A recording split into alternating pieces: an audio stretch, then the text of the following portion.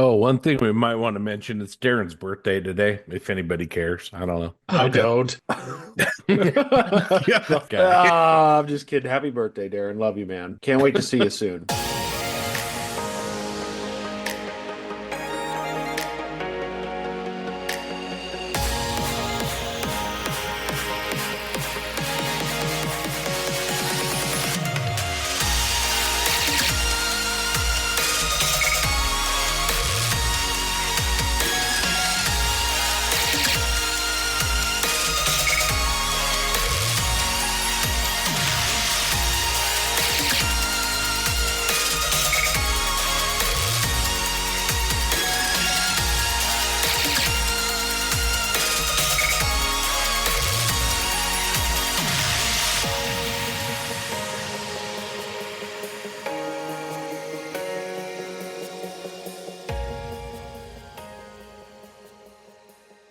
Hey everyone, welcome to episode 112 of the Plastic Posse Podcast. I'm TJ Haller. I'm here to it up, and as always, I'm joined by my partners in crime. It looks like we got a full house today. Got everyone on here with me. So why don't we go around and see how everyone's doing? Scott, I'll start with you, man. How you been? I've been really good. Appreciate it. Just been doing a lot of pre-planning for the upcoming 48 and 48 event, and then also working on my twofer Kugelwagen for the March Madness build with Justin Lentz, and also for our own group build for the Kugelwagen. Been having a good time, and Mr. Benani has been available, so we've had some Zooms last night. Had TJ and JB and a bunch of guys on there, so that was cool. So yeah, I'm good. Yeah, Scott, I'll pick it up from there. The Zoom sessions have been fun just because it's nice to talk to you folks. I've been gone, I think 5 out of the 6 last weekend, so I've been on the road a lot, whether it's for work or seeing everybody at shows, and that's been a lot of fun. But I'm super excited to hit the bench. Working on the Kuba wagon right now, Scott mentioned. I'm doing mine as a monuments man, so I picked up the utility trailer while we were in Seattle from the TACOM Jeep kit, and I found a sculpture of the Madonna and Child on Cults, and I scaled it and printed it. So today is just kind of wrapping all of that together, hopefully getting it to primer by the end of the day. As Scott mentioned, the Kuba Wagon kit's super nice, and I'm excited to get this little vignette done and move on to another project, which I actually started cleaning wheels with last night. Just, I need another project like I need a hole in the head. But this project, it'll be a T34 STZ, kind of a special project. I've always said it. It's my favorite model ever made. Adam Wilder's Naked Steel T34, and I really want to do one. And Stephen Reed, special shout out to him. He's going to send me a bunch of stuff for this kit. I think there's a new turret there, tracks, and probably some other greeblies that I need. Very thankful for that because the Dragon kit, from my understanding, is not the best in terms of the hull fit, and then also there's some turret shape issues. So those are the two projects going on right now. Oh, and now I look over and it's like a mummified remains of the Musaru Cup. I was tagged in for that, and hopefully I'll get that done. Not hopefully, I'm gonna get it done. That's what's going on out here in snowy Colorado.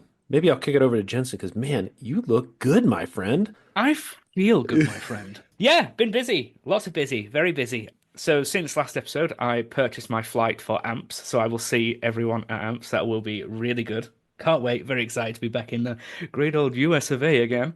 In terms of stuff on the bench, the last thing I was working on was the FM1, the Edward FM1, but I had to put a halt to that because I knackered up the wings trying to put the landing flaps on. Completely my fault. I got far too enthusiastic one night, just trying to dive in and do everything at once. I was like, I've done this wrong and I've like ruined these plastic parts now. I was going to steal the wings from another kit. Can't do that. The wings are completely different for that model of aircraft. So that went on hold. My wings have now arrived, so I can get back on with that. And I'm going to have to because the kit that I'm currently working on now has to go on hold.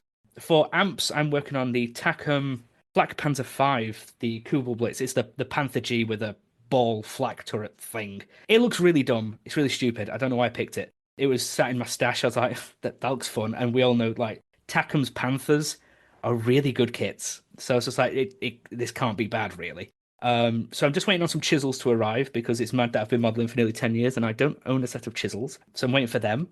So I can re-add the welds, texture the hull, yada, yada, yada, do all that. So while they arrive, that's on hold because I can't really progress any further with it. I've got to 3D print some Faustus details for it, like the barrel cleaning tube and all that stuff that goes on the side. I have correct me if I'm right, is it Panzer Works resin tracks in Poland? Yeah, their stuff's Uh, good. Panzerwork. It's super Yeah. nice. Oh yeah, I've got a lot of sets of them. I'm going to use because I was talking to Scott before we started recording. It's going to be a relatively well used Panther G hull with a I'm not going to say factory fresh red primer turret. Blah, blah, blah. Don't like factory fresh because it's still dirty. But I've got the worn cleats tracks, and I was like, hey, yeah, that'd look really cool. It's going to be like the Reich's Defender. That's what I'm calling the scene. It's going to be defending Berlin in 45.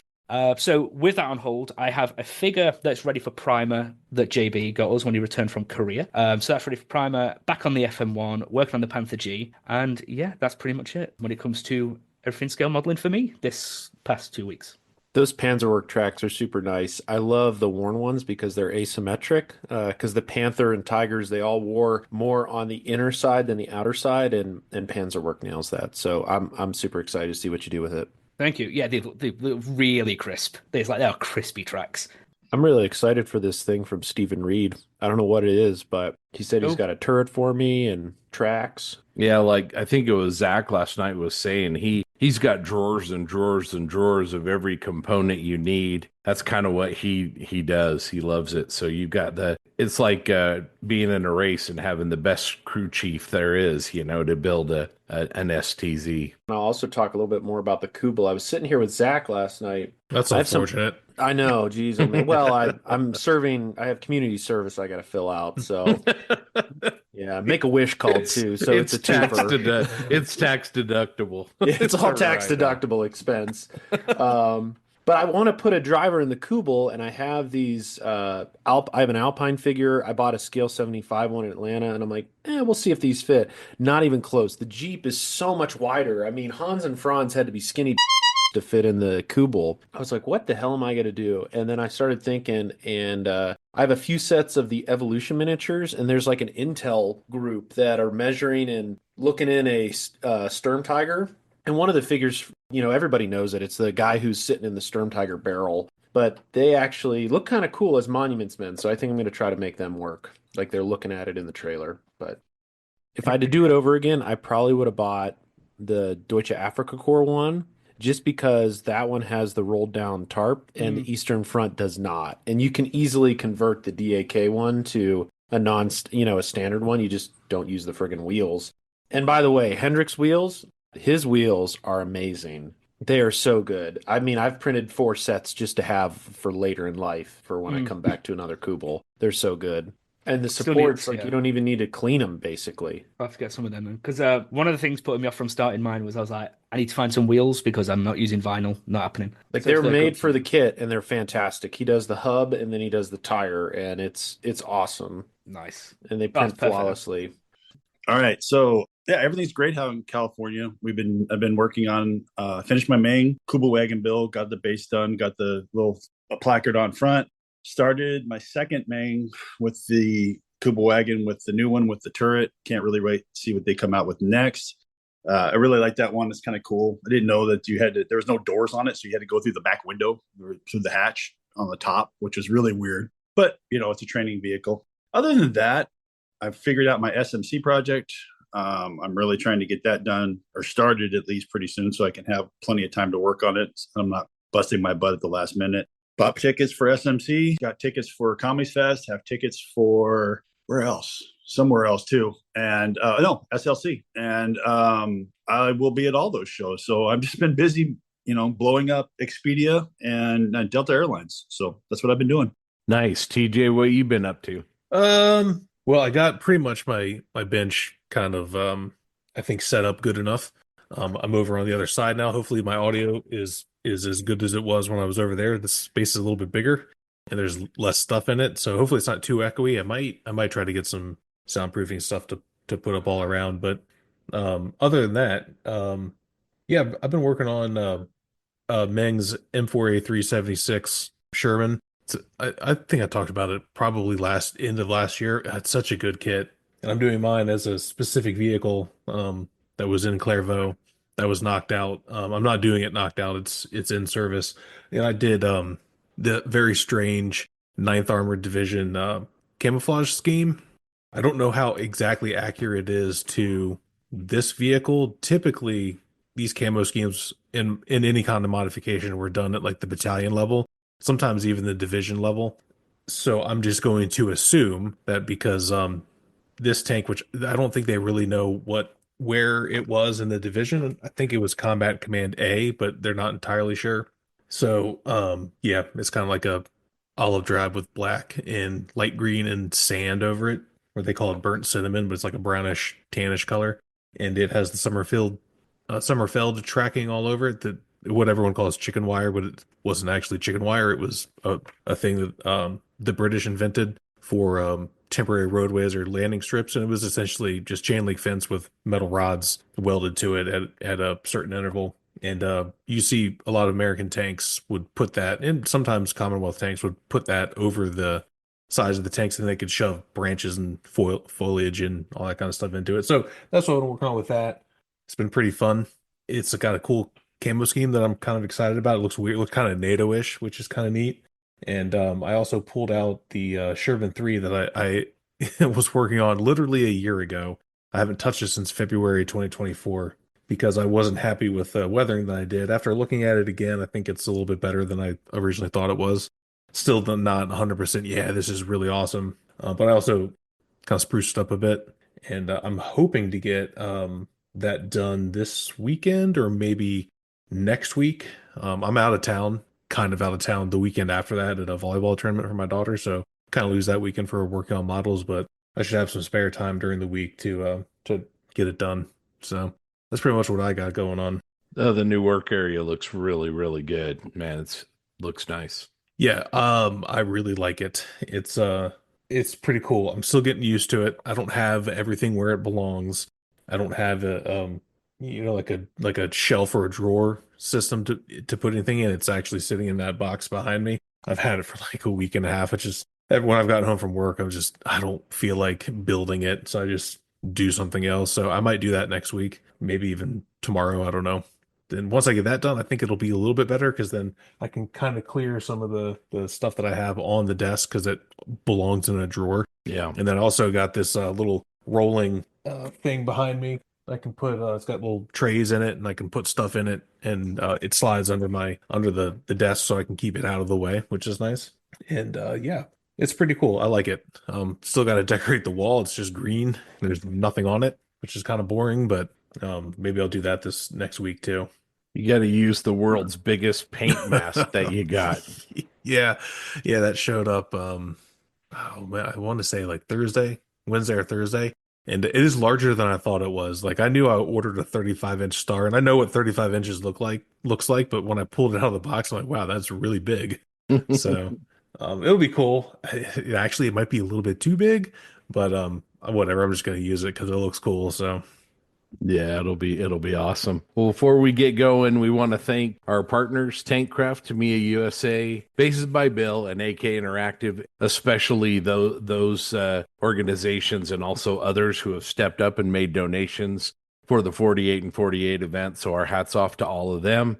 And also on Tankcraft, just wanted to mention they have two new mats available. I think right now you can get their brand new double-sided Tiger One mat. He's redone the drawing, made it a little tighter, and it's gray on one side, yellow on the other. So check that out. Remember, Posse 15 will get you 15% off your first order. And he's coming out with shortly an M4A3E8 EZ8 Sherman mat. So that's really cool. very cool. So one of the things I wanted to talk about, it might be a little controversial, not really, but I think JB and I were talking about it. And I don't remember where or when, but it was recently, and it's secret builds. And I say secret in like a quotation mark. It's not actually secret, but like stuff that you just don't put out there, right? Because in today's scale model ecosystem, like the five of us are very engaged on social media. All of us are at varying levels, but we're all pretty much out there. That's how we promote our podcasts. That's how we get the word out to people and how we make friends and find inspiration. And I personally like to share a lot of the stuff that I work on. And I want to say I don't remember when it was. It might have been when we were at SMC last year, and JB had mentioned that there is some um, value in sometimes playing stuff a little close to the chest. Not necessarily because, oh, I don't want anyone to know what I'm doing. Oh, it's so ultra super duper double probation top secret. but just kind of letting your work speak for itself without throwing it out there like, oh, look, this is what I'm doing. So then, because it does, I feel like kind of gotten to the point where sometimes you go to a show and you've seen a lot of the stuff there, right? Because it's all been on the internet, which is also cool because stuff does look different in person than it does in pictures. And it got me to thinking about that, and I just kind of wanted to toss it around, see what you guys think. I've never really done that before, and because I've only modeled when social media is what it is. So I am not from the old time where everything was kind of secret unless you were like on missing links and you were dropping stuff, once a week on the weekends or whatever. Yeah, so just kind of see what you guys think about that. Is there value in that? Is it kind of pretentious to act like that or what? Hmm. Yeah, so I'm of two minds of this. Obviously, it's kind of I don't want to say a spectrum thing, but I've done secret builds in the past, and I don't want to say secret. It's just I've done builds which people know I'm doing, but haven't shared any progress of. But that's usually because they're for magazines, and like the publisher's been like, "Hey, don't share too much of this on social media. That's why people buy the magazine." And it's like, okay, yeah, fair enough. That makes sense. A lot of publishers will ask that, and it's like, yeah, that's fair. Just going back to that, I'm one of the worst sharers for my builds. I'll share stuff I'm working on. Oh, too. I'll share stuff I'm working on, and that stuff will then never get finished because I feel like I kind of put that thing out there where I'm just like, hey, this is what I'm doing, here's my progress, yada yada. And now it's like, now everyone's, I don't want to say it, everyone's expecting me to finish it. It's like, but I've put it out there and there's expectation that it will get done. So I understand why a lot of people will not share stuff as much and be like, no, I'll share it when it's finished because then I'm not putting that kind of pressure on myself or whatever by being basically like, hey, everyone, here's what I'm doing. I bet you all can't wait to see this done. So, yeah, I get that. I think there can be also a little bit of pretentiousness about it, especially if it's hinted at a bit like, hey, guys, I'm working on a top secret build. I'm not showing any of you, but just know I'm doing it. It's like, okay, you could have just not told anyone, but whatever. That's fine. But I want to, again, going back a little, that thing you say about shows when you go to a show, you see a build, you're like, oh yeah, I've seen this because I've seen it on social media for the past year. I mean, again, they are really good builds and it's great to share because that's how information and all this stuff gets out. But it's also like, that's cool. I have seen it. And yeah, I always say stuff always looks better in person, but it's been there and I've maybe seen it like 6 months leading up to this show. So that wow factor or that, whoa, that's really cool, it loses its edge a little. Really, I kind of forgotten what your question was because I went on a bit of a rant. But yeah, I'm kind of two minds of it. Like, I get why people keep things close to the chest and not reveal literally every single step or detail of the builds they're doing. Completely get it. It's kind of a direction I want to go in because I overshare, I think, sometimes, and I put that pressure on myself. I'm like, I've advertised that I need to finish this now, and then it never gets finished. And then people are like, oh, what happened to that build you were doing? I was like, it went on a shelf like every other build I've done. But then there's the other side where it's just like, if you're going to announce you're doing something in secret, just don't announce it at all. That's the point of it being secret. But that's just my 2 cents.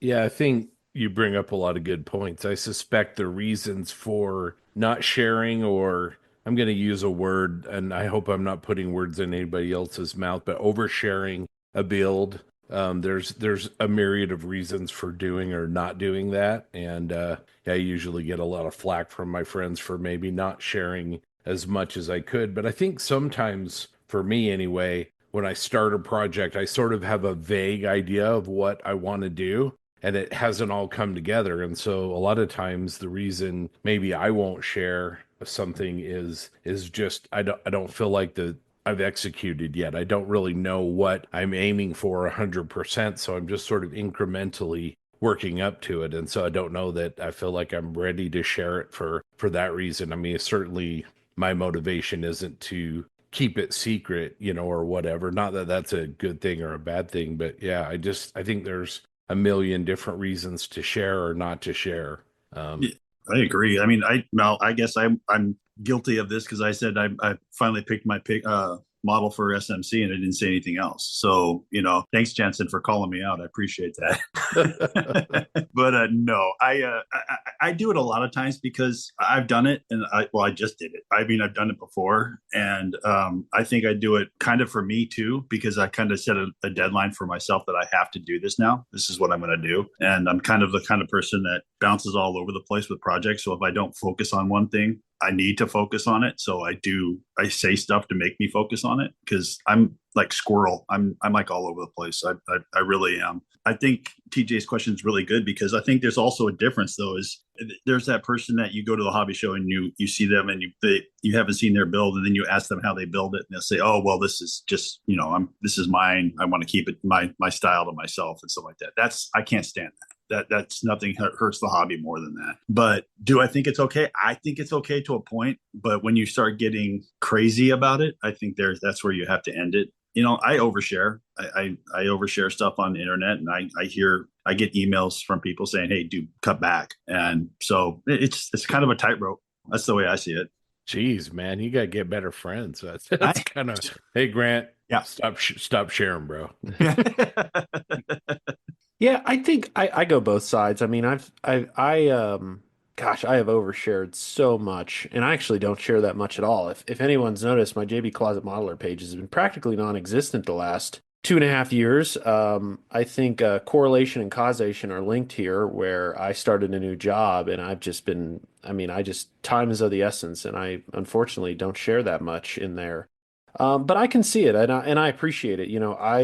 I know of a few folks. I think there's a couple different attitudes. I've witnessed people hold builds close to the chest, which is great, but the motive is I've legit seen it in person where they don't tell anybody about their build. They'll enter it at a show, and then they won't even tell you at the show what they entered in fear that it would influence the judges negatively, I guess. Like, oh, that person's going to treat me more harshly, so I'm not going to tell them I built that. It's like, first off, it's just a scale model show. Second, you're kind of crazy for thinking that because it's a scale model show. So I've witnessed that, and I've seen it firsthand. I've legit asked someone at a show, it's like, hey man, how's it going? What'd you bring? It's been a while. Oh, well, I'll tell you later. It's like, well, what's the secret? I mean, like, I see your style. It's not that hard to pick out your work. So, okay, cool. I'll just find it on the table. Oh, and guess what? Your name's under the sheet too. So I'll lift it up because I do that too. You can love me or hate me, but I'm not a fan of keeping builders' names out of their models on the show.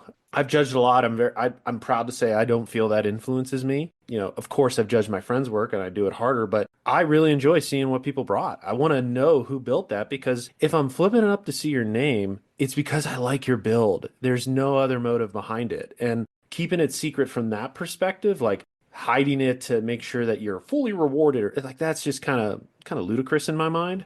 But also I do appreciate and it's actually it's interesting. I like the idea of debuting a build at a show, and I'm pretty sure some of our friends over at the Four Corners do this, where they'll work on it, they'll keep it close to the chest, they'll share private messages. And I think that's great. Or they'll talk about the subject matter in a way, but they don't like show their hand. And showing your hand again, it kind of saying it like that kind of leads it to the first story I told, but it's not that. It's almost like I really appreciate that, and I'm going to try it this year for SMC on my half track build. I'm not going to hide the subject. It's a half track with a calliope, but what I want to do is I want to debut it at the show to have it special, if that makes sense. Where it's like, hey, if you're at the show, you'll be the first to see it, and I really want to share that moment with close friends as opposed to just kind of like blitz the internet and then it loses kind of some, I don't know, it loses some excitement where it's people have already seen it. It can go both ways where, oh, I saw this on the internet. I'm super excited to see it in person. Or I haven't seen this yet. I'm going to be at the show. I'm super excited. And then those people,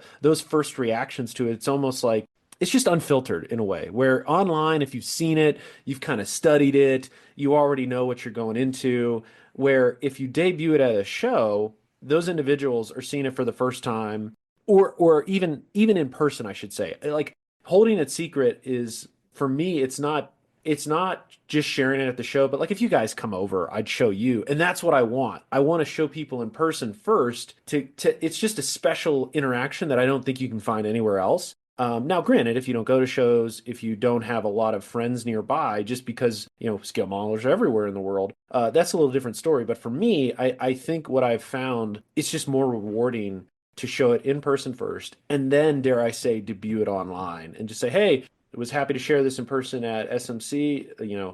everybody check it out. And I've seen that before, and I think that works really well too, because then modelers will chime in and go, "Oh, I saw this in person, but I didn't notice this detail." So I'm kind of in the latter category of those two conditions that I talked about. Is I love the idea of keeping it close to the chest, just to build that excitement. I don't think it's selfishness. I actually think it adds to the hobby. I think it just creates another form of excitement in a very solitary hobby. So that's kind of where I am on it. I've seen it both ways, and I prefer the latter. There's also the mindset that I'm not going to show anyone because they might build the same thing. Mm. And I think that's Yeah. like okay, there's only so much originality with military vehicles. Some people get really butthurt if they think someone else is copying them. Yeah. Yes. I don't really understand it. If you're throwing it out there and someone does, if you put it on the internet and someone builds the same subject the way you did it, after you posted 800 pictures of it and how you built it, why would you get mad about that? That's the whole point of modeling articles. You're literally showing what to do. And I've seen it. Like people get super butthurt and then rally their friends to get butthurt on their behalf, which is even more ridiculous. It's like, bro, you put it on the internet, dude. Like, if you didn't want anyone to do it or build it, don't do that. No one's forcing you to post on the internet.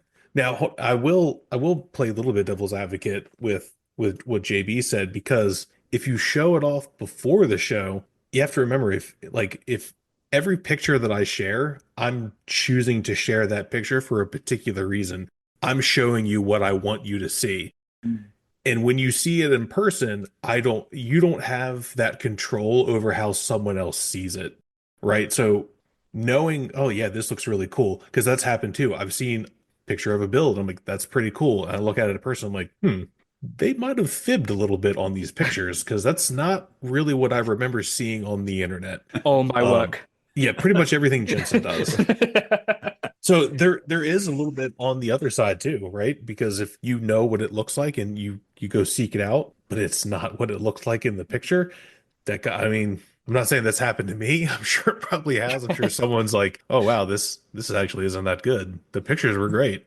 This is a great humanities question. We're getting into motivations, and we're getting into setting of expectations and all these finer points. But yeah, it's a really good question, TJ, because it's really nuanced, right? It is nuanced. And then while you guys were talking, I have had a quote unquote secret build, but not really secret. But when I did the Lunagans for Lincoln Wright's book, I didn't really share much of anything. I didn't hide it. Like no one, it wasn't a secret that I was building it, but I built it for the book, and Link didn't necessarily ask me to not share it with anyone, but I was under the impression that's what he wanted, and we talked about it, and that was correct. He didn't tell me you can't share that. I was like, hey man, I'm not going to share a lot of this, just so when someone buys the book, they can look at it. Like, he was like, no, that's great, totally cool. You share is don't share it. Yeah, please don't share everything, obviously, because I want someone to look at it in the book. But yeah, as far as just like debuting a build at a show, I haven't done that. I do want to try it. Yeah, and going back to the publishing angle too, that's another circumstance. As Scott mentioned, there's a lot here, but publishing is another interesting one. I actually like the idea, and I'll use an example like Lufram 72, Chris Sieber.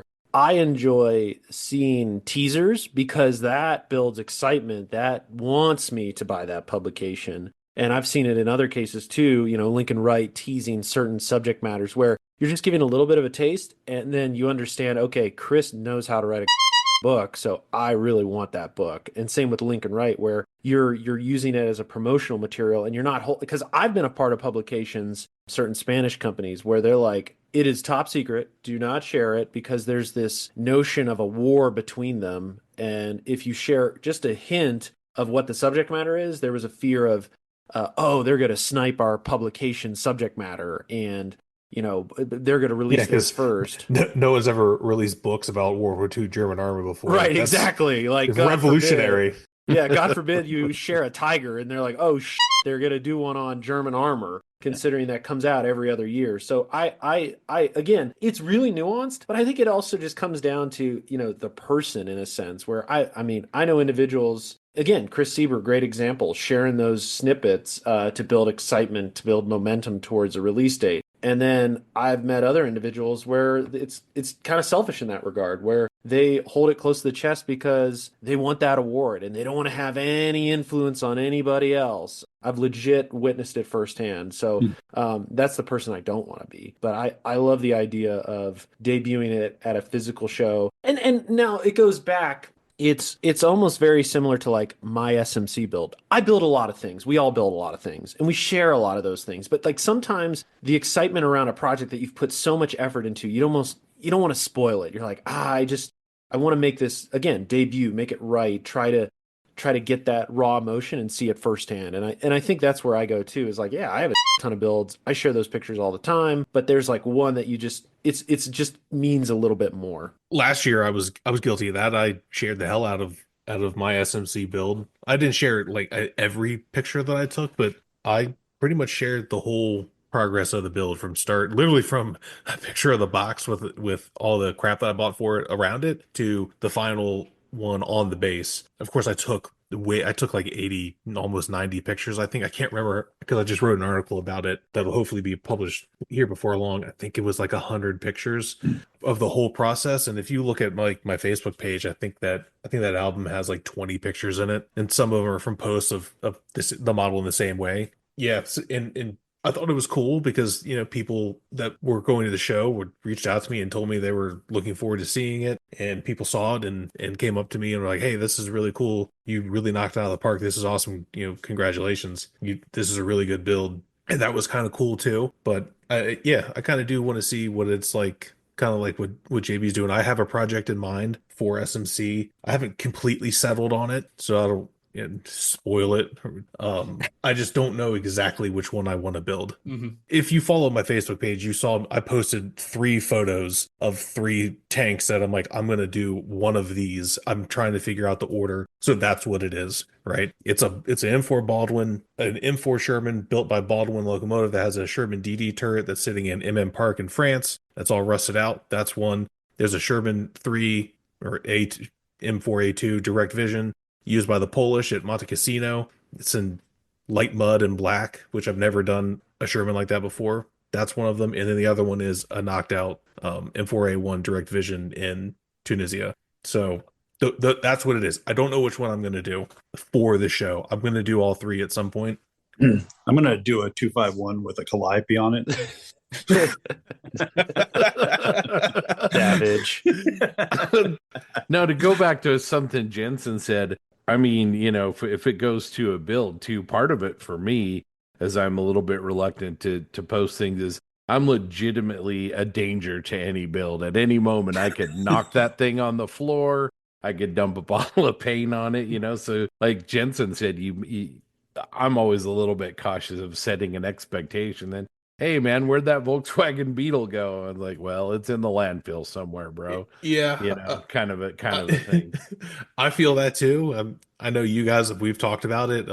This is the land of misfit toys in my house, right? I have so many started and unfinished builds, and a lot of them I posted a picture of, and now that there's so much dust on them, the ants in my basement like ride ATVs across them. Like that's how thick the dust is. So Yeah, I mean, the reason why I'm going to try and reel it back about like talking or posting so much about builds is going back to last SMC. And don't get me wrong, I loved that people were asking about it because it showed they were enthusiastic and interested in the build. Like, that's great. There's nothing actually better than people being enthusiastic about the work you produce. That's amazing. But the amount of people who came up to me, "Hey, did the Stuart make it? Did like the whole barn thing?" And I was just like, it did. Like, it made it, but like, yeah, define make it. It attended. Yeah, it's that pressure of like, maybe in the future, shut up. But again, it's great that people were asking, but I was just like, oh yeah, it just proves I might have advertised this build and pumped it up way too much.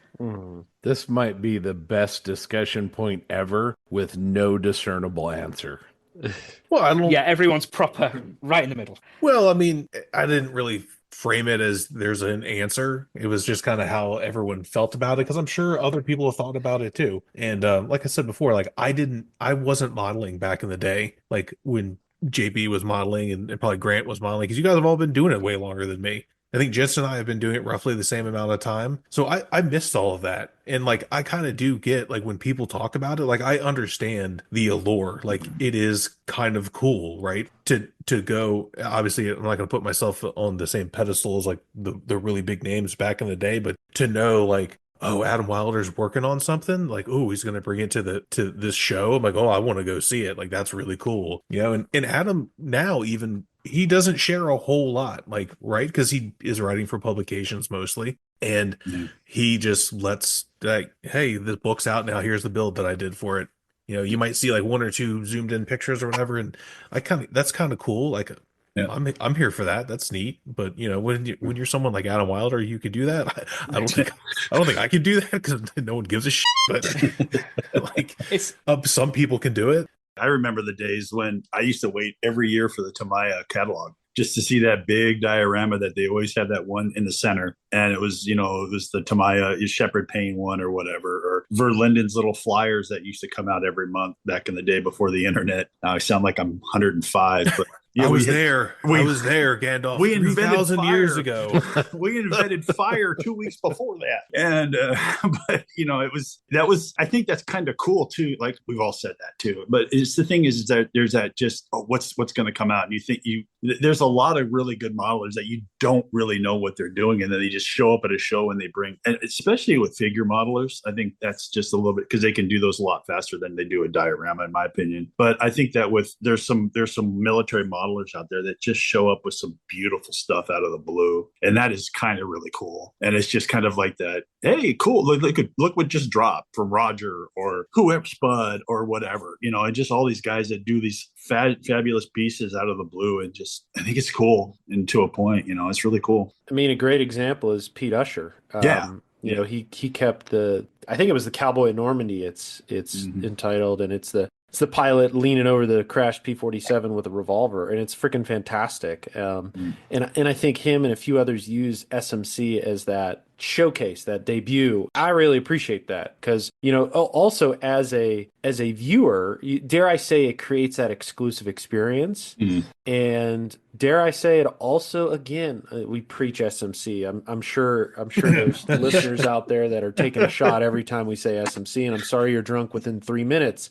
But it goes back to the value I see in the show, the unique nature of the show is where you have individuals use that show. And again, what makes it special is they are choosing that venue to debut their work, and it just again adds to the special nature of the show. You don't find that a lot of other places. And it's weird. It's great. It's great in a weird way. It's awesome. You don't find that because the old guard's prevailing attitude to IPMS USA is the Nats is right the top, and you've seen certain people mention, oh, you gotta place at regionals before you can move up to the next, and like all you gotta run the table and work your way up, like to be able to win an award at Nats. So a lot of times, like the big American IPMS guys from even recently, you've seen all of their work because they take it to shows because it's got to run the circuit, because you can't just take it to Nats and win a medal because then it's no good. It's expired, right? And it's like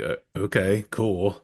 Man, this is another tangent topic that triggers me. I'm diving in. I love the spicy nature. No, you bring up a good point where there are individuals that we all know and love that treat the national show as, if they finish a build on June 1st and the show for the Nats is on July 1st, they will not bring that build to the show because they don't want it to win at Nats so they can run the local and regional circuits. It's like, what are we doing here? I just don't get it. That's like a tangent off of this, but it's like and it's, I guess I'll say the same. It's like not sharing your work, not, hey, if you're a trophy hound, go for it. Because there's no rule against bringing it for display only at local shows. And I just think like it's cool to have a Nats build, but to like wait a year to bring it to the Nats, that's just weird to me. I just think that's weird because there's so much work out there. You're going to be working so much. Like, who cares? You build a model, you take it to the Nats. If it wins first place, like that's a good thing. Like I don't. and then you can, guess what, build another model. But that's Yeah. just one little tangent topic that you bring up, TJ, that it just rubs me the wrong way sometimes, where you've put all this work and effort into a model for the crown jewel of conventions, and you're going to wait a year to take it because you don't want to like preclude it from going to a local show and beating up on, like,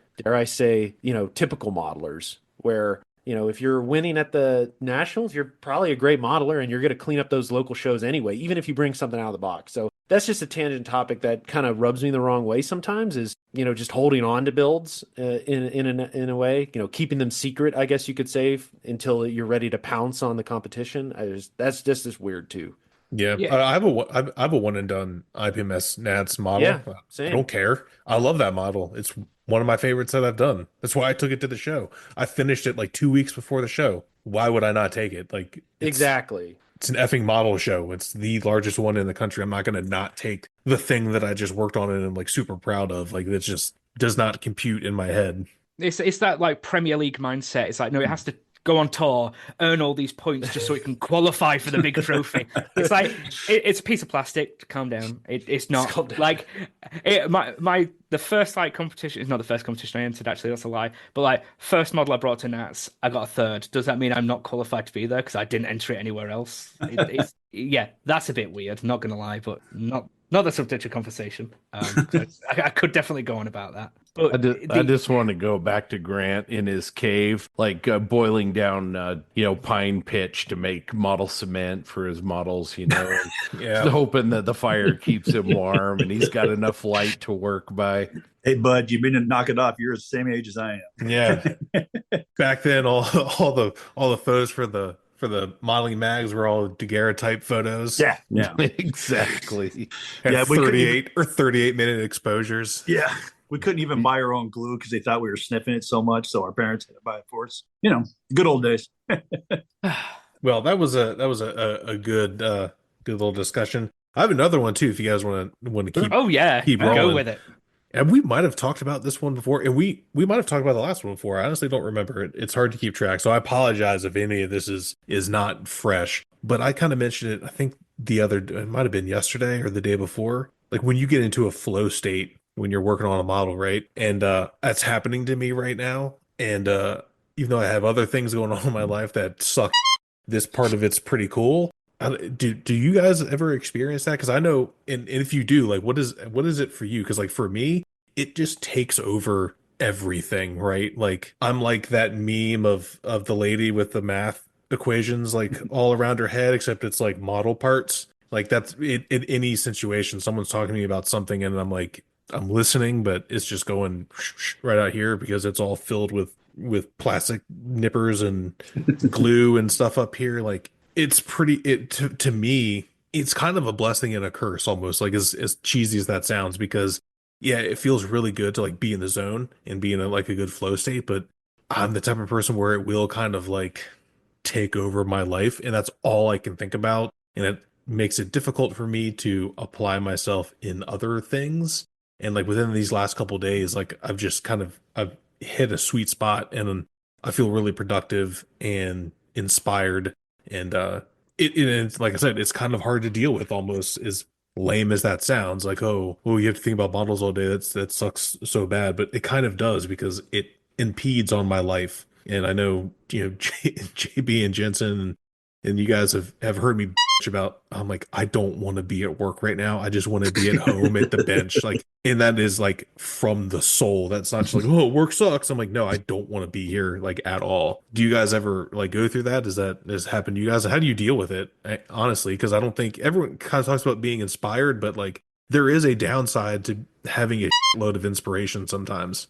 I think we've all been there, I'm going to assume, but I mean, I certainly have. But I think what I really like about that state that you're describing is when you are so dialed into what you're doing, you've got a clear vision. We've talked a lot on this podcast about, challenges where we make challenges and problems bigger than they really are, and we kind of impede our own modeling. And I think when you get into I think you called it a flow state, you've got a clear vision and you want to execute it. And, so your motivation is you can't wait to get back there because you do see the solution and you do see the next step and you do see positive progress being made. So I think that being dialed in is extremely valuable. You got to surf that wave while you've got it, for sure. Yeah. I mean, you said it in the chat the other day, like you're in the zone. I was like, completely get it. Because I'm currently in it as well, where it's kind of can't stop. Like once you're at the bench, it's like just locked in. And stuff just it kind of just goes right. I don't want to say it's like become a perfect modeler, but yeah, when there, it's just like you just kind of autopilot. You know what you're doing. Things just work. Like you know what stages to do. Things just kind of fall into place really well. Now and again, my watch will like be like, "Oh, you stand up." So I'll stand up, play darts for 20 minutes, and sit back down, and I'm straight modeling again. And in a minute, I've got a really good balance of doing that. But when I'm not modeling, like you say, I'm thinking about modeling and the other things I can make, and sometimes can overwhelm myself a bit like that. It's like, okay, just focus on what you're doing right now, because that's how stuff very quickly gets put on the shelf. But yeah, like this Panther at the minute, weirdly, it don't want to say like it's best model I've worked on. It's absolutely not, but it feels like it's the most focused I've been on a build for a long time. I think like my diet's got a lot to do with that. Like my focus and not being distracted by things has really just zoned in. But yeah, like things are great. So I went on a tangent about how good life is, but yeah, life's great. Yeah, I think for me, I definitely feel it. God, I love this hobby. We talk about it all the time, but it's something that I truly, truly love. And I think about it every day. That might sound pathetic to some people, but I really have a passion for it. I love it. Now, that said, I'm in a unique state now where, dare I say, I'm overwhelmed because we are, what, 6, 7 months away from SMC. AMPS is 2 months away. I, like all of us online right here, have a crap ton of models.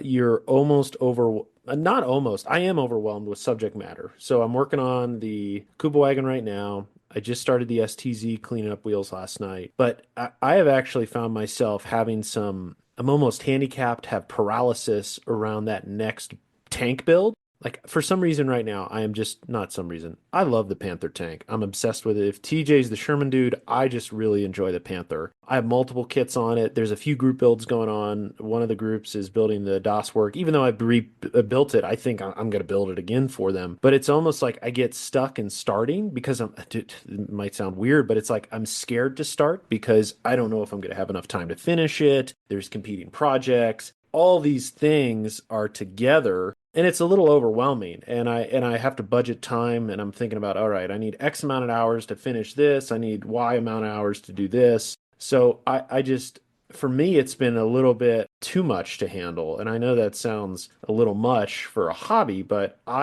man, again, I want to finish the Kubel. I want to do the STZ, but I want to build a Panther. But then I think, okay, if I put in a Panther now, am I going to have enough time to get my SMC project done? Like it's all these things. And what I know I'm going to do is I just need to do it. I just need to start working on stuff and go because it's never going to be perfect. But I find myself struggling now around being a little bit overwhelmed on subject matter, choosing the right thing. And maybe the answer is there is no right thing. It's a scale model. You pick it, you go. And if you feel momentum, you continue on. Or you can pull a Sam Dwyer, build it, and then move on to something else and have I feel like Sam builds up to like 40 models a year. All of them are awesome. And then he gets them in a state where he can just go back and be like, okay, I'm going to finish this one on the weekend. So I'm a little bit jealous of that too. But yeah, I'm all over the place, I guess you could say. But right now I feel a little bit paralyzed in terms of what's that next subject matter, because it's almost like you're putting too much pressure on yourself because you want to deliver something that's awesome. Okay, I'll just continue talking. A good example, this Panther stuff. Like, I really want to build the DOS Work Panther. I really want to build this new Tac-On Panther that I've gotten, which special shout out to the folks that helped me, Aaron and Dave Hobbs, around getting the Zimmerit Panther. But like, I look at those kits and I'm like, okay, I want this like, dare I say, I want it to live up to my standard. And if I build the DOS work kit, like I got to do this work to it. I want to replace the welds. I'm like, holy, this is going to take so much time. And then on the Panther side, you're like, I want to trick this out with the Faustus stuff. But then there's a part of you thinking like, is the kit Zimmerit? Like, will people judge me for using it? I know that's a strong statement. It's like, why would you ever think that? It's a model. But it's, you hold yourself to a certain standard. And I'm like, I think the Tacom Zimmerit's great. But I guess what I'm saying is you go through your mind and you have all these feelings around, am I going to live up to expectations? Am I not? And I know we love to preach like build for you, but that does weigh on you. And I think that weight influences just my speed as well. And when I'm not in the zone, it really slows me down almost to a halt in terms of what's next. So you can, make that splash or, live up to what people think you are in terms of the tritone guy. And I don't know, it's some pressure that's undue. And this probably all sounds stupid, but that's kind of what I'm No, dealing with right no. now. No, not at No. all. I think the role of real life and the role of how much time we have in the hobby are definitely huge factors into this, and that's why, like when I said to TJ, you got to surf that wave because there's going to be other times when it's the opposite. You're struggling to find a vision, you're struggling to find times to really connect with your hobby, and what you're talking about with expectations. I mean, John, your expectations of your work is going to be higher than anybody else's expectation, and that's how we all are. Yeah, I kind of want to touch on what you said, JB. Say something that maybe some people might take offense with, but like using build for yourself as an excuse to build something subpar that's a thing to do, in my opinion. Like, because I don't know about you, yeah, I build for myself too, and I'm going to build the best model on the planet. Like that's what myself wants. And when people, I see it all the time when they were working on something and they're unhappy with it, and then some chimes in with, well, but you just build for yourself. I'm like, well, yeah, I am. And myself wants better than what I just did, dude. Like, does that not, like, come on, man. Like, I just hate hearing that. It's so annoying. Yeah, it's the reason why what you said isn't dumb is because a few episodes back, either the last one or the one before, is I explained this the exact thing you went through. You'll look in the stash, like you say, hundreds of kits, and you sometimes you can be waiting for the thing to scream out at you, like that's the kit. But then you can get overwhelmed with but then I'm going to need to do this with it. I'm going to need those upgrades. Maybe these tracks. I need a PE set. You can get so overwhelmed with knowing what you need to do with it, and like you say, if that model's not going to be what I want it to be in my head or as I expect for myself, I'm not going to do it. And then I have to like find something else that maybe will. And then eventually weeks have gone past. It's like, I've not done anything because I've been so burdened by trying to find the magic potion, the whatever it is that will, get me to start a kit that I have all the stuff for, will be right, will look how I want it to in the end, or even better, that I will be happy with. That's actually not really, really easy. I know a lot of people, and like we always say, build for yourself, blah, blah, blah. But like, somebody say, oh, just grab a kit and build it. It's like, yeah, but I don't want to build that kit. And that kit's Yeah. going to need work. And I don't want to build a kit that I know, and again, a lot of people don't care about this stuff, but I know most of us here do, or all of us here do. It's like, okay, but I know it's not well shaped. It's inaccurate. I know its details are sloppy and horribly molded, so they all need fixing. The tracks are It's like, no, I'm not going to just pull that kit from the shelf and build it knowing that is a wank kit. Not going to happen. I want my kits to look good. Like, I want good builds. I'm sorry, but I want good builds. Call Yeah. it snobby or whatever, but it's like, no, like, I'd like to think that my standard of what I appreciate and what I like and what I would like to produce isn't just grab it off the shelf and slap it together. Yeah, and like JB, we all joke that he's the three-tone guy, right? Like, Yeah. and we're not joking because he is. I mean, Martin Kovacs gives Yeah. him a shout out like on a YouTube video about being the three-tone camo guy, and people probably don't understand, but that puts a lot of pressure on someone. Like it really does, and even call me a douchebag if you want. I don't really care. I've heard people tell me that I am one of the Sherman guys, right? And I've worked really hard to get where I am with building my favorite subject. And it is hard for me now to find one to build because I've done really good builds of them in the past. And I'm holding myself up to that same level where I don't know if I can necessarily do that with every single build, right? And that kind of sucks. It does make, that's why I have three, there's three, and that's not the only three ones that I want, subjects I want to build. That's just the three top ones that I had pictures of that were handy on my phone. I have a list of awesome subjects that I really want to work on. And there is a big part of me that's like, is it going to be as good as Return to Sender? Because Return to Sender is really good, right? I know that it's really good. I'm very proud of that model. I think it's my best model ever. And yeah. And then when people are like, "Oh, you're the OD master or whatever," I'm like, "Okay." I mean, I don't necessarily agree with that because there's lots of people that do what I do that do it just as well, if not better than me. But yeah, when something's not working right, it kind of sucks. So like that A2 that's been sitting on the shelf for a year for one of my best paint jobs, but I messed it up. I feel weathering, and I feel like I ruined one of my really good paint jobs. Maybe want to put it away, and it's one of my favorite builds. I love everything about it, even though there's things I would change now if I did it again. And it kind of sucks, man. I don't like doing that necessarily because I was super into that build and still kind of am just because it's one of my better builds. And yeah. So I mean, I don't mean to change the question, and I hate to bring up a different question, but you, TJ, and JB, you guys are known as these guys, and you deserve it, 100%, in my opinion. I think it. But does that being known as that guy make you shy away from trying to step out from being that guy to a different subject or something like that? I mean, you know what I'm saying? So you feel like, oh, everybody knows me as this, but now I want to try this. But what's going to happen to me if I do this, and people are going to not follow me, or does that bother you at all? Or No, not really, right? Like I'm paying blue Warhammer dudes now, so like I don't know. I'm trying yeah. to learn more stuff. Yeah. I mean, I don't know. Am I one of the guys? I don't know, maybe. yeah, of course you To are. some people maybe. I don't know. But You, I mean, no, not really. I like what I like, Hmm. and I'm gonna do what I want to do. Right. I like Sherman tanks, blue airplanes, and machine Krieger, right? Like I've talked about it with I think with Jensen before. Like what I would like to make. I love the Wildcat as a Hmm. platform as an airframe. I think it's fantastic. It's so cool, and I like the color blue. Hmm. And they were blue a lot of times. And as far as aircraft goes, like I don't want to necessarily be like, oh, ooh, like Mr. Wildcat, but like that's what I like. That's why I've mhm. built more than one, and I will build more because I really think they're cool.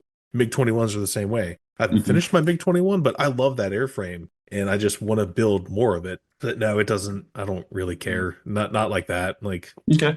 I've seen where people become a certain thing, known for a certain thing, and they don't want to get away from it, or they feel really scared to get away from it. And it's just kind of neat to see you guys are, dare I say, mature enough to step out of that mold and try and make a new one. That's just good. It's really good. It's one thing to it might be quite hard being the Sherman guy or Hmm. living up to that name, but it's hard being friends with the Sherman guy.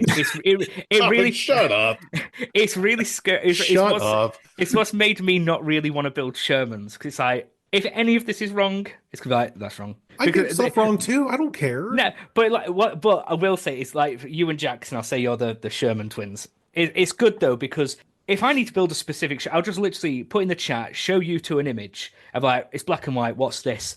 You two will know exactly what it is, and you'll be like, okay, you need basically you need all this from HD model. You need this hull. You need this kit. And it's Yeah, like, great, that's amazing. I love doing that. I get messages from people all the time asking me questions. Dude, I eat it up and they always apologize. I'm like, why are you apologizing? This is what I'm into. Like, you're speaking my love language right now. Like, please do not apologize for talking to me about the thing that I like to talk about. God forbid. Like, trust me, I'd rather do this than talk about what politics or whatever. Like, trust me, this is what I care about. I don't care about anything else. And it's same with JB. I'm like, okay, I'm building something German. Advice, and it's like, oh, I happen to have seen this on a trip 30 years, not 30 years ago. So you're not that old, like 10 years ago, and then throw like 55 pictures in chat of one very specific tank that I happened to be building that he did a walk around of inside and out. It's like, okay, this is great. Like, it's good to know the right people, and you lot are the right people. That's why you get the names you do. And that. Yeah, well, I just checked my iCloud. I have 107 gigs of photos on it, so and that's just from like the last 4 years. So yeah, listeners, if you need a picture of a tank, I probably have it. TJ's next build, I gave him 80 shots. Like he should not have any excuse not to nail the finish because I literally climbed all over the damn thing. It's true. Yeah, it's pretty awesome to have literally everything you need. I mean, the Return to Center was the same way with Dave Hobbs. I was like, hey man, I need a picture of this. Here's 300 pictures. Cool. You didn't have to give me that many pictures, but I do appreciate it. I will, I used most of them because it was different angles of the same thing, and which, when you're trying to replicate does help.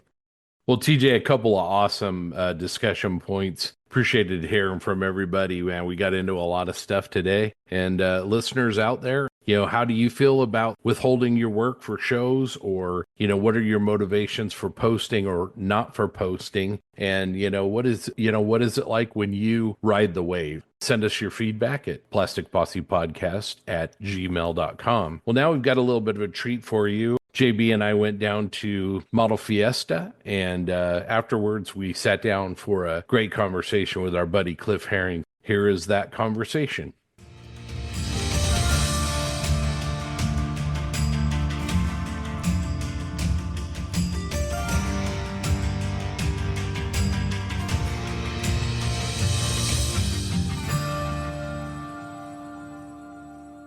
All right, Cliff, you're typically a slower builder, but tell us about what the posse has done to you. You just finished a T-34, I feel like, in record time.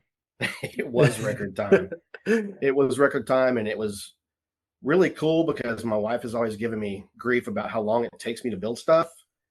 And so now I can tell her I did a 6-week group build in 5 weeks, 6 days, and 23 and a half hours. And I got my poker chip. I love the precision there. So I guess talk about, boy, we're going to start off with controversial topics right at the beginning. You're a mission model paint guy. Did you use mission models on that model? Yes. All right. Now we got to really dive into it. I feel like you've either made a deal with the devil or have some sort of genie bottle, and you've used one of your wishes on how to get that paint to work. Like, you're talking to two guys that probably aren't on the Mission Models fan club, but as we know, here at the Posse, we accept everything and everyone. But tell us, how do you get MMP to work? And that's one of the reasons why I started using it, because when I got back into the hobby and you start doing some digging, everybody has a different formula for everything.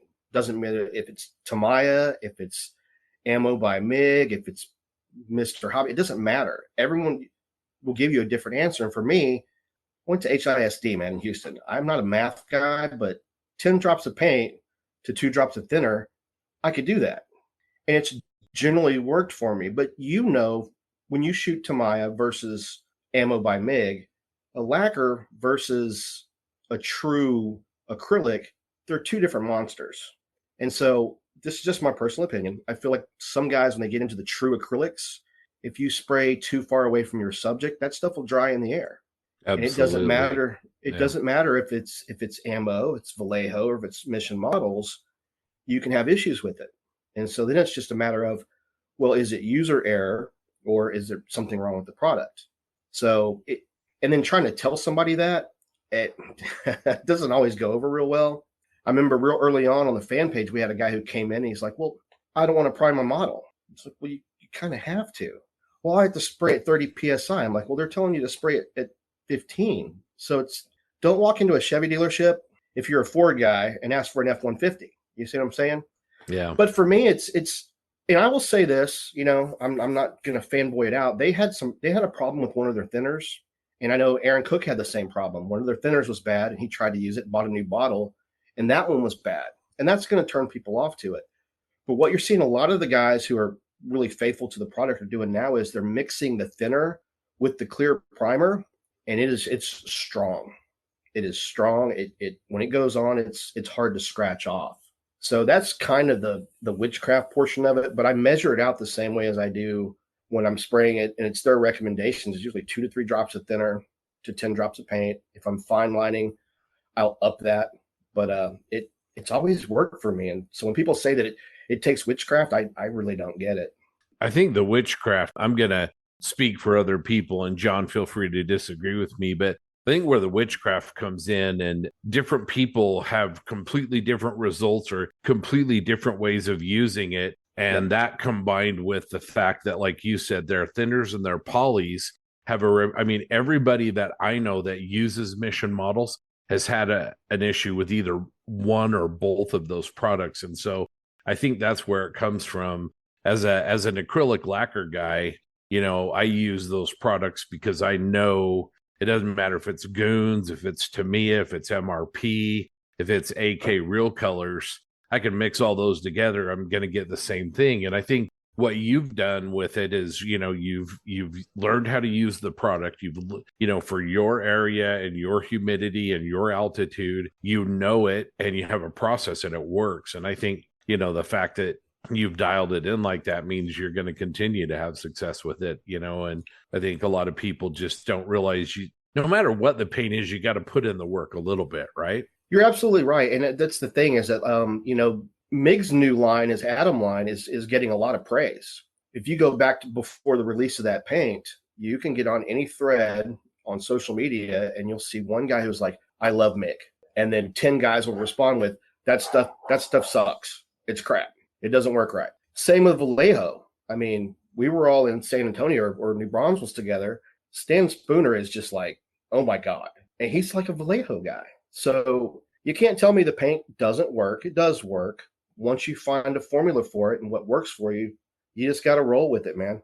Yeah, I completely agree there. And I tend to think of paints as, for golfers that listen, if you play golf, you'll understand, like golf clubs, let's be honest, they all are about the same. But as a golfer, you play, you try out a lot, you get fitted, and there's one that feels right and then also looks right. And I think in your example, MMP is that for you, where I use a different set of clubs, but at the end of the day, we're still playing golf, still building models. And that said, I've tried MMP. I will give MMP a lot of credit. Their colors are fantastic. I mean, the Russian 4BO, I've used their colors for armored vehicles, specifically like late war German. I painted AJ9, my blown up Panther emission model, and I thought they did a fantastic job nailing those colors.